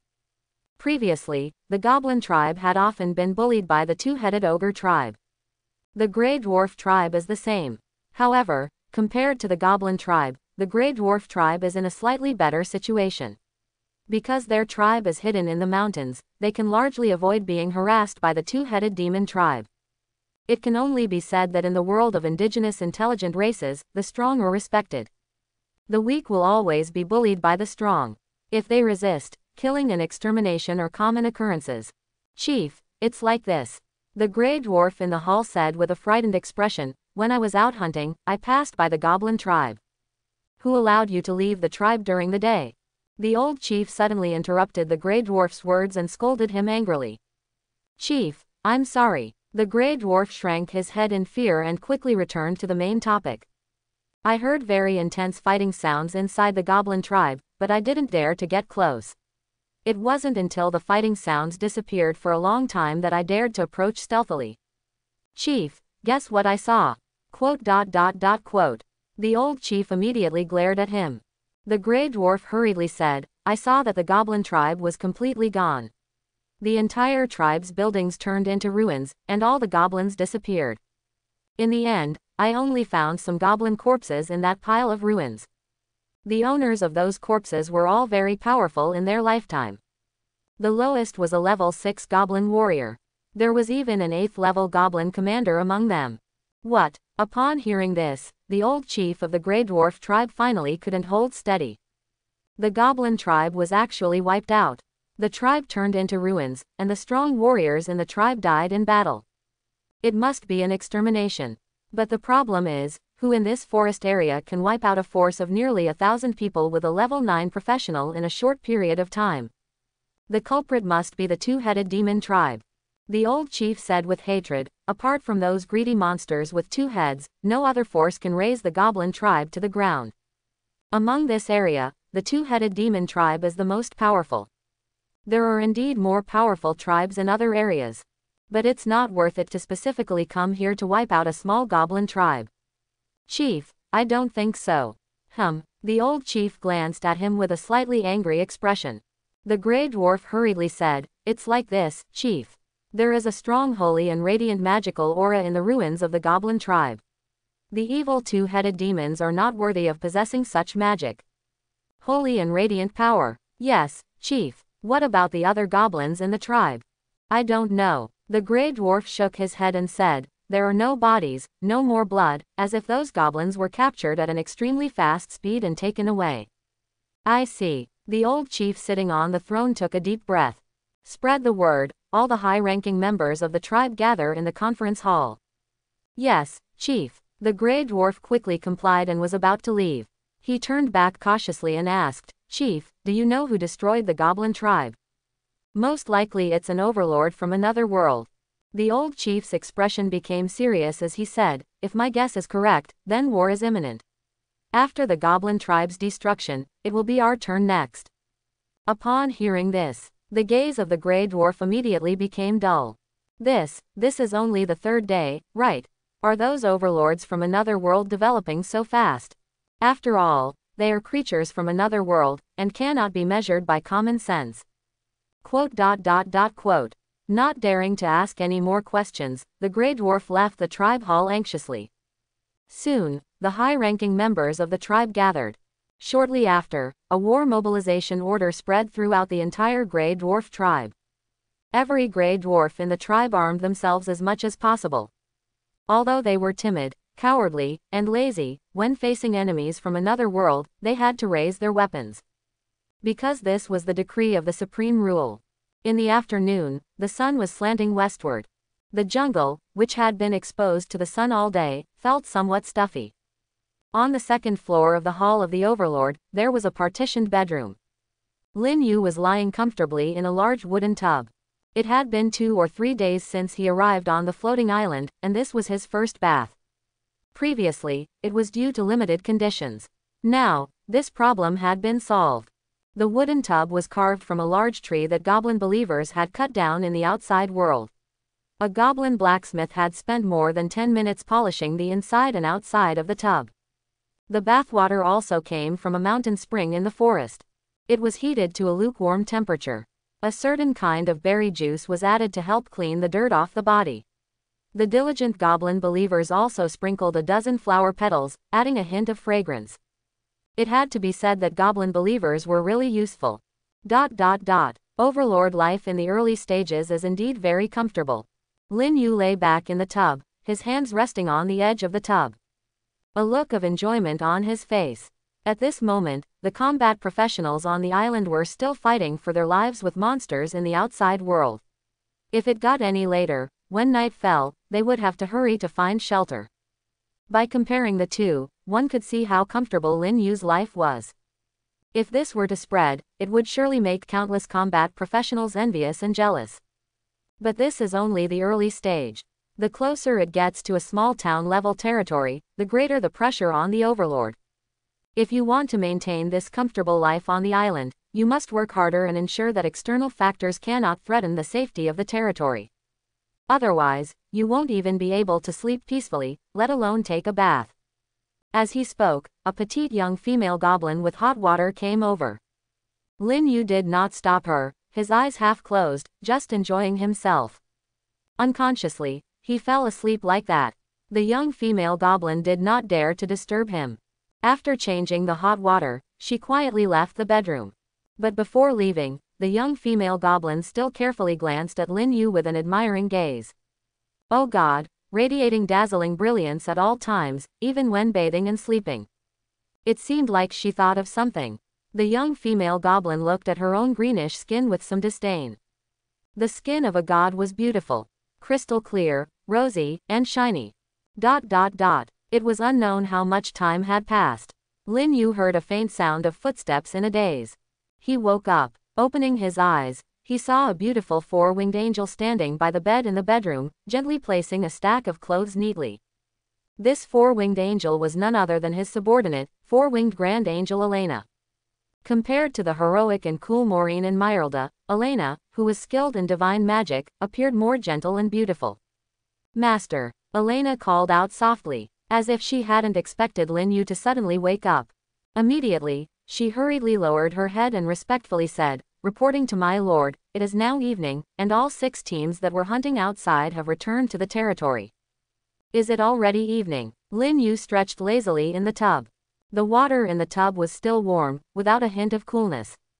Obviously, someone was changing the bathwater for him from time to time. It is worth mentioning that he was now a middle-level professional with a very strong physical fitness. If it were his previous ordinary person's physique, after soaking in the water for so long, his skin would definitely turn into a sponge. At this moment, 4-winged Grand Angel Elena suddenly walked over. "Master, let me help you." "Help me with what?" Lin Yu looked at Elena with a puzzled expression. Elena lowered her beautiful cheek, her long eyelashes fluttered slightly, and said, "You haven't become a god yet, so it's normal for your body to get dirty. Once you have a divine body, the dust of the mundane world will no longer be able to approach you." Quote. This topic made Lin Yu momentarily unsure how to respond. At this moment, he suddenly felt a pair of incredibly soft hands touching him, gently rubbing his back. Lin Yu was dumbfounded. Is Elena trying to give him a massage? His gaze became slightly dazed, never expecting that one day he would reach the point where an angel would give him a massage. No, it shouldn't be called a massage. Massages are too vulgar. It should be cleaning the dust off his body, removing the dirt from his skin. Forget it, let's just call it a massage, it's easier to understand. Feeling the soft hands on his back, Lin Yu suddenly felt a bit flustered. Just as he was about to speak, Elena whispered, "It is an honor for every angel to serve the Lord." Her voice and actions were filled with gentleness, without a trace of strangeness. As she said, serving the Lord of Holy Light was the angel's duty, including but not limited to giving massages.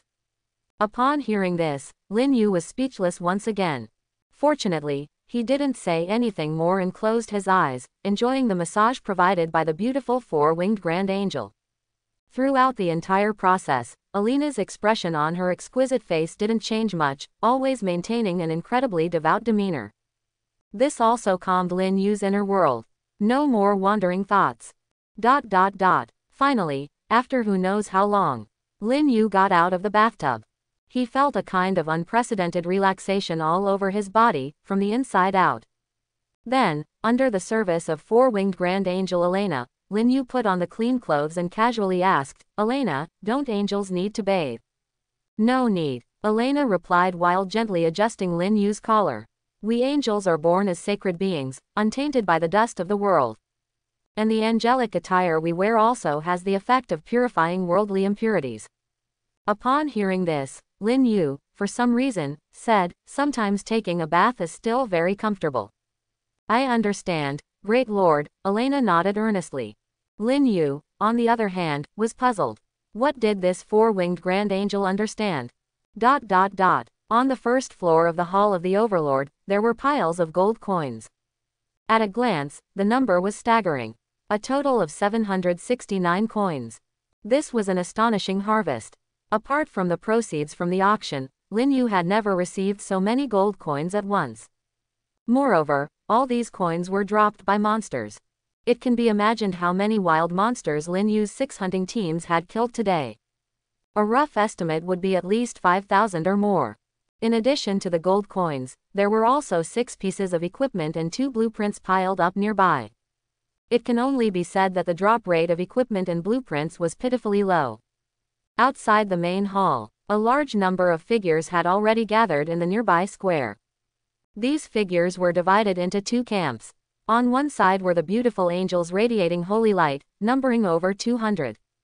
On the other side were the goblin soldiers and goblin believers, numbering over 1,000. The goblins remained quiet, not daring to make a sound. The angels, on the other hand, were whispering in unison, praying to the Lord.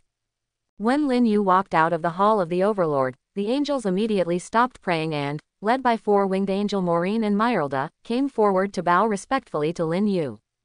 Ayata and Sally, along with other 2-winged angels, were also among them. Their levels had already reached the late stage of level 7.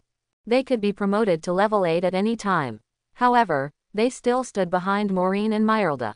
This was because the hierarchy of angels was very strict. Position represented status. As two-winged angels, no matter how high their level or strength, they could not surpass four-winged angels. This was the hierarchy. Therefore, Lin Yu also looked forward to Ayata and Sally breaking through themselves, evolving into high-ranking angels, so that they could also have a place in the future Angel Legion. If they remained as two-winged angels, even if Lin Yu made them commanders, they would not be able to command their subordinates. After all, they were the first angels summoned. Lin Yu still had great expectations and special feelings for Ayata and Sally. Great Lord, four-winged angel Myralda respectfully said to Lin Yu, the angelic squad is fully equipped and their magic power has been restored. They are ready to go hunting at any time. At this moment, the outside world was already covered in pitch-black darkness. But the angels were not afraid. They were even eager to purify the undead creatures hidden in the darkness. Other races may fear undead creatures, but angels do not. Angels, belonging to the holy and luminous camp, are the nemesis of undead creatures and all evil forces. The angelic race is not only skilled in spreading faith, but also in purifying evil powers. Lin Yu is well aware of this. Therefore, he did not refuse the request of the four-winged angel, Myralda. Moreover, there are more monsters in the wilderness at night than during the day. As long as they can hold on, there will definitely be great rewards. Myralda, Maureen, Elena. Each of you will lead your own angel squad to the wilderness and engage in battle with the enemy. However, you must pay attention to the abnormal situations around you. Lin Yu said, last night, the sound of battle attracted the Skeleton King, Lane. He is a king-level skeleton boss and is very powerful. So, you must always be aware of your surroundings. If the Skeleton King, Lane, appears again, you must immediately retreat to our territory. These 3 four-winged angels under his command were just summoned recently and are only at level 7. It is no problem for them to kill level 9 monsters. But it is still very difficult to kill the Skeleton King, Lane, who is a king-level boss. To avoid unnecessary losses, it is best not to confront the Skeleton King, Lane, head-on at this stage. After all, the Skeleton King, Lane, is not alone. Under its command, there are many high-level undead creatures. It is a tough nut to crack. They need to wait for the angels to reach level 9 before they can crush it. We obey, Lord Overlord. Elena, Maureen, and Myralda all respectfully responded. Then, the four-winged angel, Myralda, said again, Lord Overlord, rest assured, we will send scouts to monitor the surroundings while hunting outside, and we will never let the squad fall into a dangerous situation. Very well. Lin Yu nodded and looked at the goblin troops gathered not far away, as well as the 200 elite goblin believers led by the level 8 goblin commander, Bard. Bard, you will also accompany the angel squad on their expedition. But remember, the goblin troops must always stay near the angel squad and cooperate in battle. The wilderness at night is more dangerous than during the day. I don't want to see any goblin warriors sacrifice in vain. We understand, Lord Overlord. Bard, the goblin commander, and the others nodded quickly. The powerful saints can not only protect them, but the holy and luminous powers they possess can greatly help them hunt undead creatures in the darkness and improve their efficiency in killing monsters. Soon, a large number of angels and elite goblins poured out of the territory. There were 3 fully equipped angel squads and 2 elite goblin teams. In today's daytime hunting, there were goblin warriors sacrificed in both goblin teams. After all, the goblin warriors are low level and their combat power cannot be compared to the angels. It is normal for there to be sacrifices. However, the number of goblins killed in battle is not large, totaling less than 10, which is not significant. As for the angels, none of them died. Of course, even if they die, it doesn't matter. Angels are different from other intelligent races and exclusive troops of other territories. They are sacred beings born from the angel reincarnation pool, and have the angel's heart that contains their souls and the source of magic power. Once an angel dies, their angel's heart will return to the territory. During this time, Lin Yu can revive the dead angel by spending gold coins. The amount of gold coins required to revive an angel is half of the summoning price. This information was obtained by Lin Yu after communicating with the myriad worlds floating island. For example, if Ayada dies on the battlefield, Lin Yu can help Ayada revive by using 25 gold coins. However, this kind of resurrection is not without other costs. The revived angel will return to their initial level. Ayada's initial level is 5. After resurrection, she will have to start hunting monsters in the wilderness again to reach her current level, which is like starting over. So, it is best not to sacrifice if possible. My lord, what about us? 3 four-winged angels led the team outside. Meanwhile, over 52 winged angels, including Ayada and Sally, stayed behind. Because they did not receive any mission instructions from the Lord of Holy Light. At this moment, Ayada, Sally, and the other beautiful angels were all eagerly looking at Lin Yu. They also wanted to go out hunting and contribute to the territory of the Lord of Holy Light. Please wait for a moment, Lin Yu said to Ayada and the others. I will summon another four-winged angel later, and some of you will join her angel squad. Originally, the angel squad led by Ayada and Sally consisted of 58 two-winged angels. When they returned to the territory in the evening, four-winged Grand Angel Elena took one of the two-winged angels from the team to fill the gap in her own angel squad. In other words, the squads under the command of the 3 four-winged angels were now at full strength. As for the remaining 57 two-winged angels, there were still too many. So Lin Yu planned to summon another four-winged angel to form the 4th fully equipped angel squad. Yes, my lord, Ayada and the others breathed a sigh of relief. As long as they were not prohibited from going out hunting, it didn't matter whether a new angel squad was formed or not. Then, Lin Yu returned to the Hall of the Overlord. The floor of the hall was still piled with a large amount of gold coins, as well as several pieces of equipment and blueprints. The spoils of war were handed over to him, the Overlord. No one dared to touch them except for him. Today's hunting yield is 769 gold coins. Adding the 36 gold coins left from summoning angels earlier, the total is 805 gold coins. With this amount of gold coins, I can summon 1 four-winged angel and 12 two-winged angels. Without hesitation, Lin Yu immediately communicated with the myriad worlds floating island and opened the black hole for summoning angels. This time, there was no strange feeling during the summoning. The black hole remained the same. Unlike when he summoned during the day, the black hole gave him the feeling of being watched by a living being hidden behind it, like an eye. Perhaps it's just my imagination, Lin Yu thought. Under his gaze, beautiful figures quickly flew out of the black hole. Leading them was a beautiful angel with 4 wings. Even without looking at the information, Lin Yu knew that she was a war-level angel under the 12-winged throne angel, skilled in charging into battle. Because she wore silver armor and held an angelic sword burning with golden flames. This was the standard equipment for war-level angels. If it were a 4-winged grand angel like Elena, who excelled in divine magic, she would be wearing a magic gown and holding a staff resembling white jade. One belonged to the Throne Angel faction, a war-level angel. The other belonged to the Wisdom Angel faction, a divine magic level angel. Their equipment and abilities were completely different. As for the commander-level angels under the Seraphim, Lin Yu had not summoned them yet due to insufficient authority. According to 4-winged Grand Angel Elena, the lowest level for a commanding angel was the 6-winged level. Lin Yu could only summon 6-winged angels after upgrading his territory to a high-level village. Greetings, great Lord of Holy Light. May the Holy Light be with you, and may the Lord be eternal. After descending, the new 4-winged angel immediately came before Lin Yu and respectfully saluted him. Behind her were 12 fully armed 2-winged angels. They also belonged to the 12-winged throne angel faction. Among the angel race, war-level angels skilled in charging into battle were the most numerous. Next were the divine magic-level angels, followed by the commander-level angels. Lastly, there were the special angels that differed from the orthodox factions. Special angels were not only rare but also had a minimum of 6 wings. After thinking for a moment, Lin Yu named the newly summoned 4-winged angel, Maddie. As for the 12 two-winged angels behind her, he decided against it. The inventory of names was insufficient and should be saved for higher-ranking angels that might come later. Praise the Lord of Holy Light.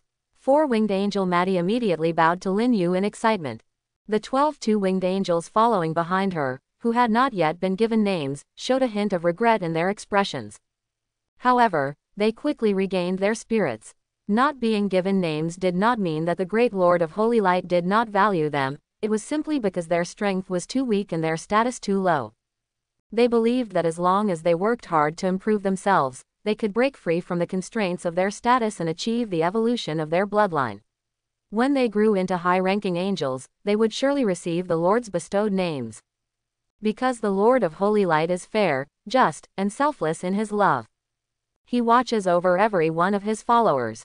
Outside the hall of the Overlord, Lin Yu separated 38 two-winged angels from Ayada and Sally's angel team and handed them over to four-winged angel Maddie. Thus, the fourth fully equipped angel combat team appeared. As for why Ayada and Sally's team had to be divided, it was simply because under the command of high-ranking angels, the fighting power of the angels would be stronger. Lin Yu said to four-winged angel Maddie, "These 52 winged angels will be your team members in the future. As the leader, your task is not only to help them grow, but also to protect their safety. I will obey your divine oracle, great Lord." Four-winged angel Maddie respectfully said, "My Lord, rest assured, angels will never abandon their kin. I will also do my best to improve the overall strength of our team and not disappoint you." "Very well." Lin Yu nodded in approval.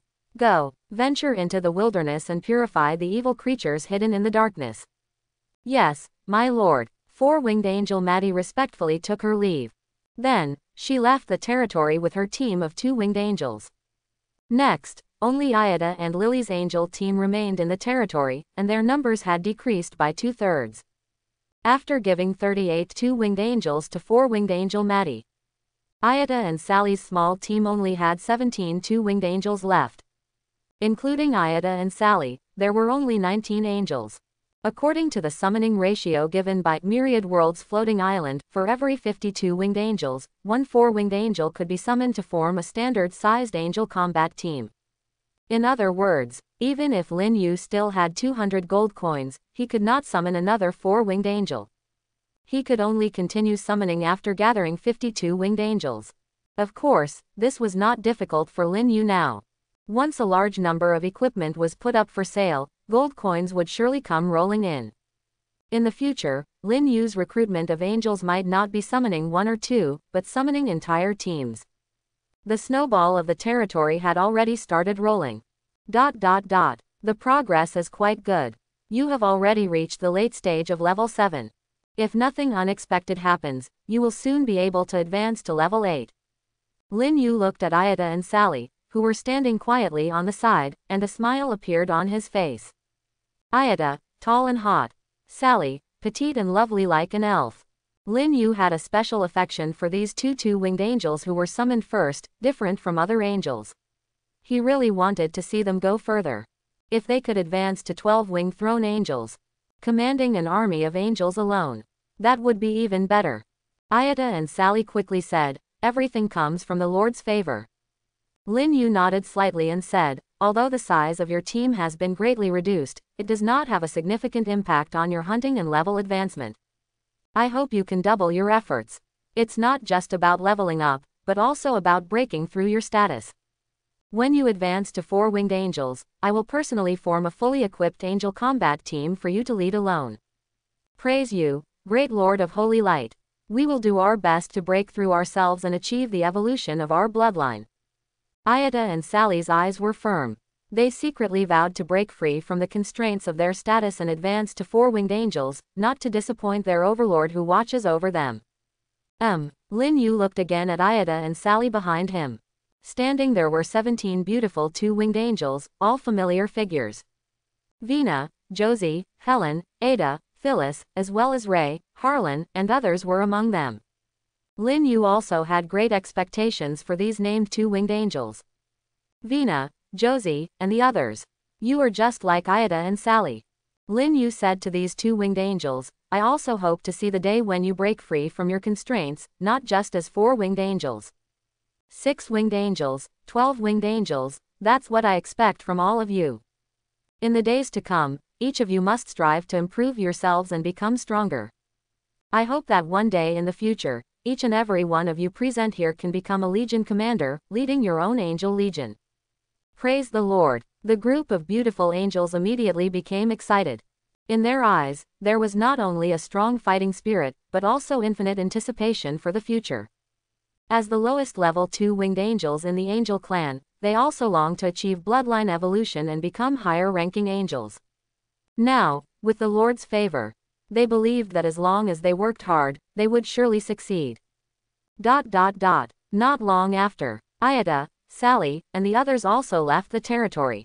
Compared to other angels, they had a stronger desire for promotion. They were also full of passion and motivation for the future.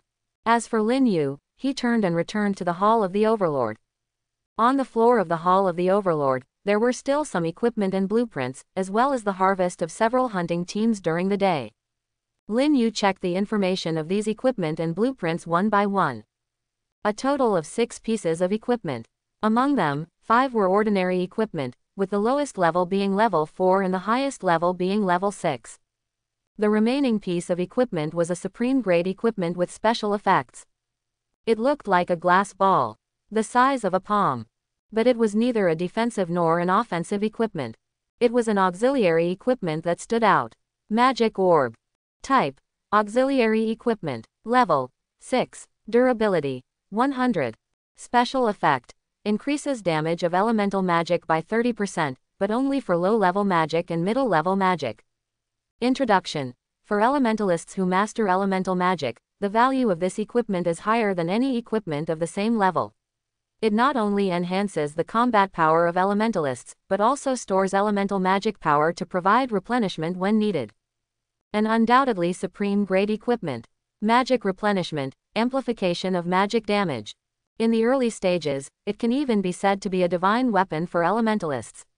Even I want it. Lin Yu looked at the magic orb in his hand and said with some regret, "Unfortunately, I am an overlord class, and the elemental magic I uniquely possess is high-level magic, exceeding the amplification limit of the magic orb." This auxiliary equipment was not very useful to him. For now, let's put it away. Tomorrow, I'll take it to the trading platform along with the equipment crafted by the blacksmith. Then, Lin Yu turned his gaze to the remaining 2 blueprints. One was the wooden house blueprint and the other was the fence blueprint. Both were ordinary building blueprints. There were no surprises or disappointments. After all, the drop rate of rare blueprints was pitifully low. The wooden house blueprint can be used later. As for the fence blueprint, Lin Yu had previously sought it but couldn't find it. Now, he didn't need it anymore.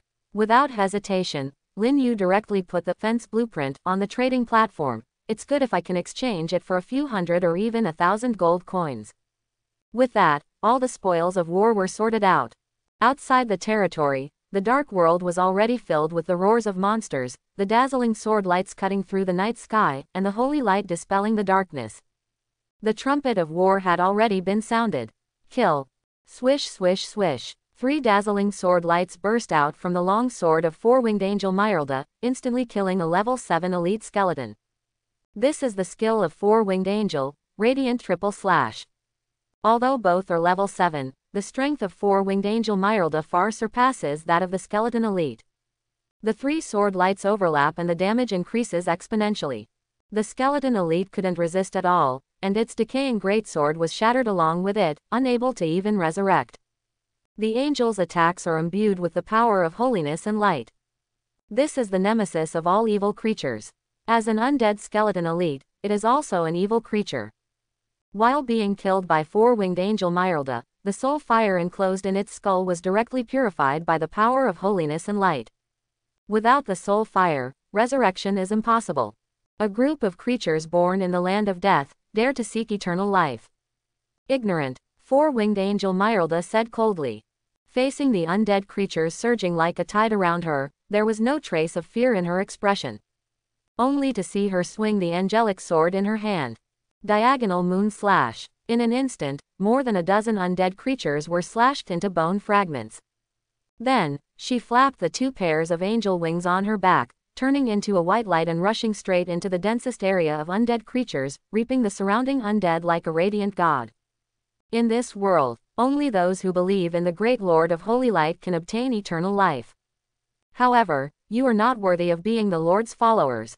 Swish swish swish. Dense sword lights burst out.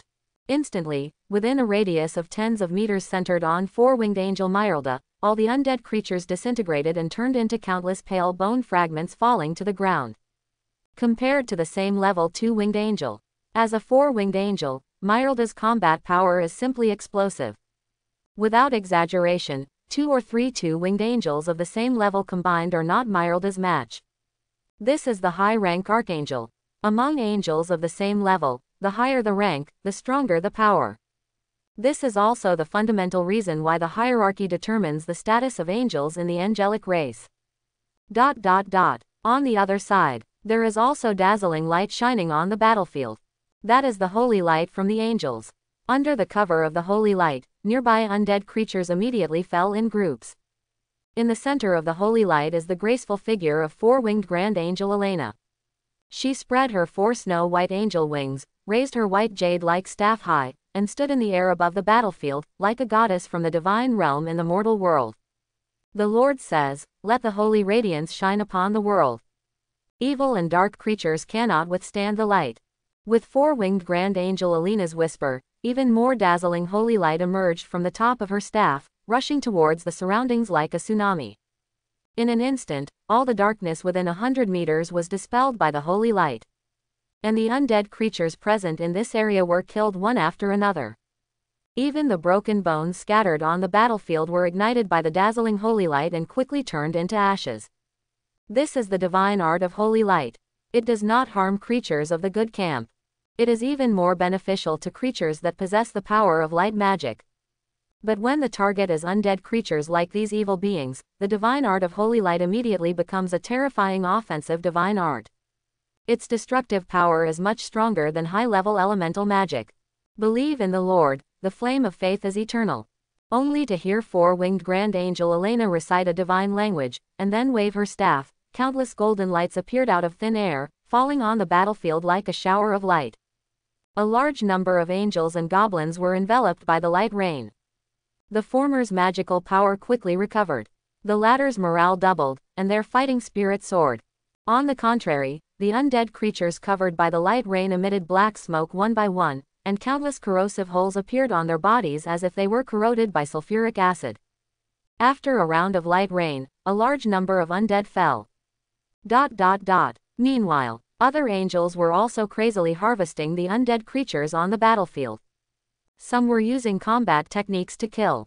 Some were using holy flames to burn. In short, a large number of undead creatures were dying in the hands of angels every moment. Of course, it wasn't just the angels harvesting the undead. The goblins on the battlefield were also bravely killing enemies. They didn't have holy light to purify evil. They didn't have the holy flames of angels to burn the undead to ashes. But they were brave, fearless, and steadfast in their faith. All the goblins faithfully carried out Lin Yu's orders, following the footsteps of the angels on the battlefield, cooperating in groups of 3 or 5, and fighting desperately against the nearby undead. If this scene were seen by other native intelligent races, they would surely widen their eyes and find it unbelievable. Because goblins were known for being timid and cowardly. They were inclined to bully the weak and fear the strong. Whenever they encountered a slightly stronger enemy, goblins would choose to flee first. But the goblins on the battlefield were even braver and more insane than the undead creatures who were not afraid of death. They were like fanatical believers who were not afraid to die. Once undead creatures appeared nearby, they would rush forward with howls. Fortunately, there were angels everywhere on the battlefield, providing some assistance to the nearby goblins. Otherwise, some brave goblins would have been killed by the undead creatures. This war, it lasted from dusk until late at night. The two goblin teams were the first to be unable to hold on and were forced to retreat to their territory. The angels also began to rotate and replace each other. Because their divine and luminous magic power was consumed too much. It was unknown where those undead creatures in the darkness came from. They were as numerous as hairs on an ox, and no matter how many were killed, there would always be another group of undead creatures surrounding them. And the number was even greater. It made people's scalp tingle. No wonder someone said that during the day, the floating island belonged to the wild monsters and the native intelligent creatures, while during the night, it was ruled by demons and undead. Lin Yu didn't know what demons were. He had never seen them. But he truly experienced the horror of undead creatures. Enemies that couldn't be killed even when exhausted would still make people feel terrified, even if they could obtain a massive amount of origin power and various spoils. They were afraid of accidents. That would be troublesome. I've reached late stage of level 4. In his territory, Lin Yu yawned. It was now past 11 o'clock at night. In other words, this war had lasted for more than 5 hours. Although it was impossible to count the exact number of undead creatures killed, there were definitely more than 10,000. Killing so many undead creatures naturally brought a huge amount of origin power. Lin Yu's level smoothly advanced from mid-stage of level 4 to late stage of level 4. If he kept killing until dawn, it was possible for him to directly advance to level 5. Just at this moment, in the distance on the battlefield, 2 dazzling golden lights suddenly appeared. Looking up, Lin Yu saw that each of the 2 golden lights enveloped a beautiful angel figure. It was Ayata and Sally. The holy radiance suddenly surged. The aura also instantly became several times stronger. They have advanced. A very bright smile appeared on Lin Yu's face. Ayata and Sally both advanced to level 8, which made him even happier than his own level advancement. Because this meant, he was one step closer to getting rid of the Skeleton King Ryan egg. Tomorrow, we will go and wipe out the Grey Dwarf tribe. After that, we can plan to defeat the Skeleton King Ryan and capture the 2-headed demon tribe. Once these few things are accomplished, the area within a dozen kilometers will be completely under my rule. For an overlord profession, the larger the area of rule, the stronger the power of the territory naturally. Lin Yu's ultimate goal in the rank 1 stage is to kill the 4 superpowers guarding this jungle, namely the Giant Kingdom, the Bone Temple, the Naga Kingdom, and the Elf Garden. And then rule this vast and resource-rich jungle. However, on this path, Lin Yu's enemies are not only these local forces and wild monsters, but also other overlord professionals. They also wage war in order to compete for regional resources.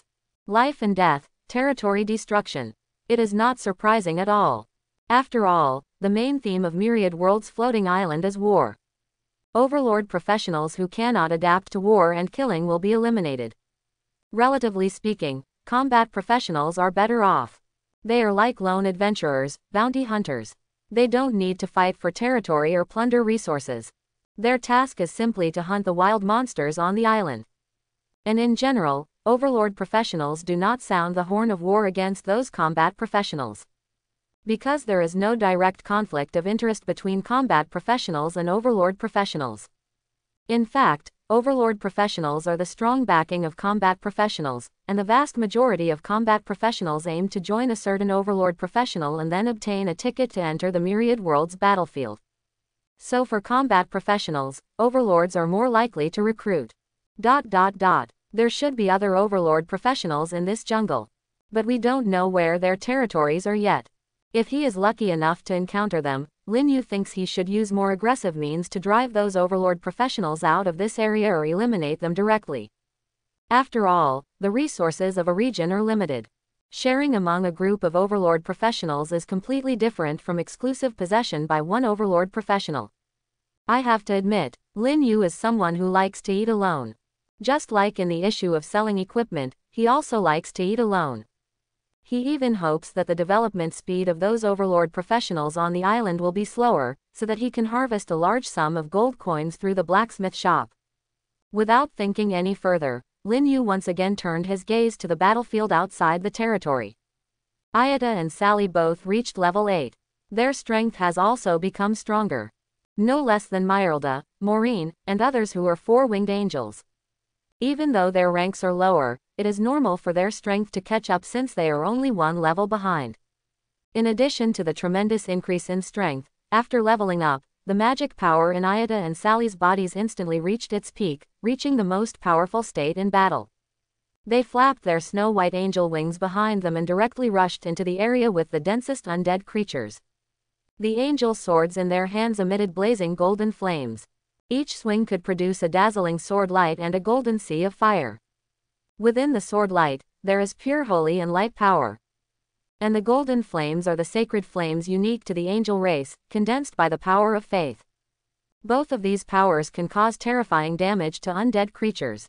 Even if some undead creatures manage to survive under the sweep of the sword light, their undead bodies will quickly be burned to ashes by the golden flames. In just a moment, hundreds of undead creatures died in the hands of Ida and Sally. At a glance, there were scattered white bones everywhere around them. Some bones were still burning. In addition to countless remains on the ground, there were also many shiny gold coins. Killing monsters yields gold coins. This is the rule of the floating island world. Even if the undead creatures are poor, they will still drop gold coins when it's time. Not only gold coins, but also equipment, blueprints, crop seeds, and so on, all have a chance to drop. In the floating island, the power of the highest rules is everywhere. Just as Ida and Sally were killing in all directions, dozens of figures stood in the sky above the jungle, several kilometers away from the battlefield. From their appearance, it can be seen that all of these figures are undead creatures. There are skeleton knights, skeleton mages, skeleton hunters. And each and every one of them is an elite of high rank. Leading the group is a giant undead skeleton that stands nearly 5 meters tall. If Lin Yu were here, he would surely recognize that this giant undead skeleton is none other than the Skeleton King, Lane, that he has been wanting to defeat. After a day's absence, Lane has returned. But unlike last night, tonight it did not approach Lin Yu's territory.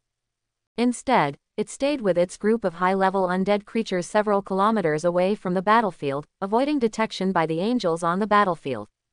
King, the strength of this territory has greatly increased. Beside the Skeleton King Lane, an undead wearing a gray robe said. The robe was tattered and riddled with many holes, as if it had been chewed on by rats. But upon closer inspection, one could still see that it used to be a magical robe belonging to an elemental mage. And this undead before them has indeed inherited its abilities from its previous life and has become a skeleton mage, possessing the magic to resurrect undead. However, this magic is limited to resurrecting only undead of the skeleton race. For other types of undead, such as ghouls, ghosts, and zombies, its resurrection magic is useless. Skeleton undead do not have vocal cords. They cannot speak. But they can communicate with other undead creatures through the vibration of their soul fire and their mental power. This is why the undead race is considered an intelligent race. They have intelligence, and high-level undead creatures are no less intelligent than humans. It's not just an increase in strength. Next to them, a skeleton knight responded with a vibration of mental power. Compared to last night, the strength of this territory has increased by at least 5 times. The mount beneath it is a massive skeletal bear. It used to belong to the Earth Demon Bear clan, also of high rank. Unbelievable, just on the 3rd day, an overlord from another world has grown to this extent. Give him 3 more days, and won't he conquer even the 2-headed demon tribe? The high-level undead all spoke up. Although they are undead creatures, once they mature and gain intelligence, they develop various emotions, such as fear, surprise, excitement, and so on. And now, they are in a state of shock. They are astonished by the speed of Lin Yu's territory's development. King, the skeleton mage looked at the Skeleton King Lane and said, "Why don't you withdraw the undead army from the battlefield? If we continue to kill like this, the strength of this territory will only become stronger." It's useless. The Skeleton King Lane shook his head. Among the group of undead creatures, its terrifying body, nearly 5 meters tall, is like that of a giant. But then again, in its previous life, it did come from the giant race. The Skeleton King Lane said, "Once night falls, these low-intelligence undead no longer obey my commands, especially when they encounter enemies, because at this time, they are controlled by the supreme rules." King, what should we do then? We can't let this territory continue to develop, otherwise even we. The skeleton mage is worried about the safety of their burial ground.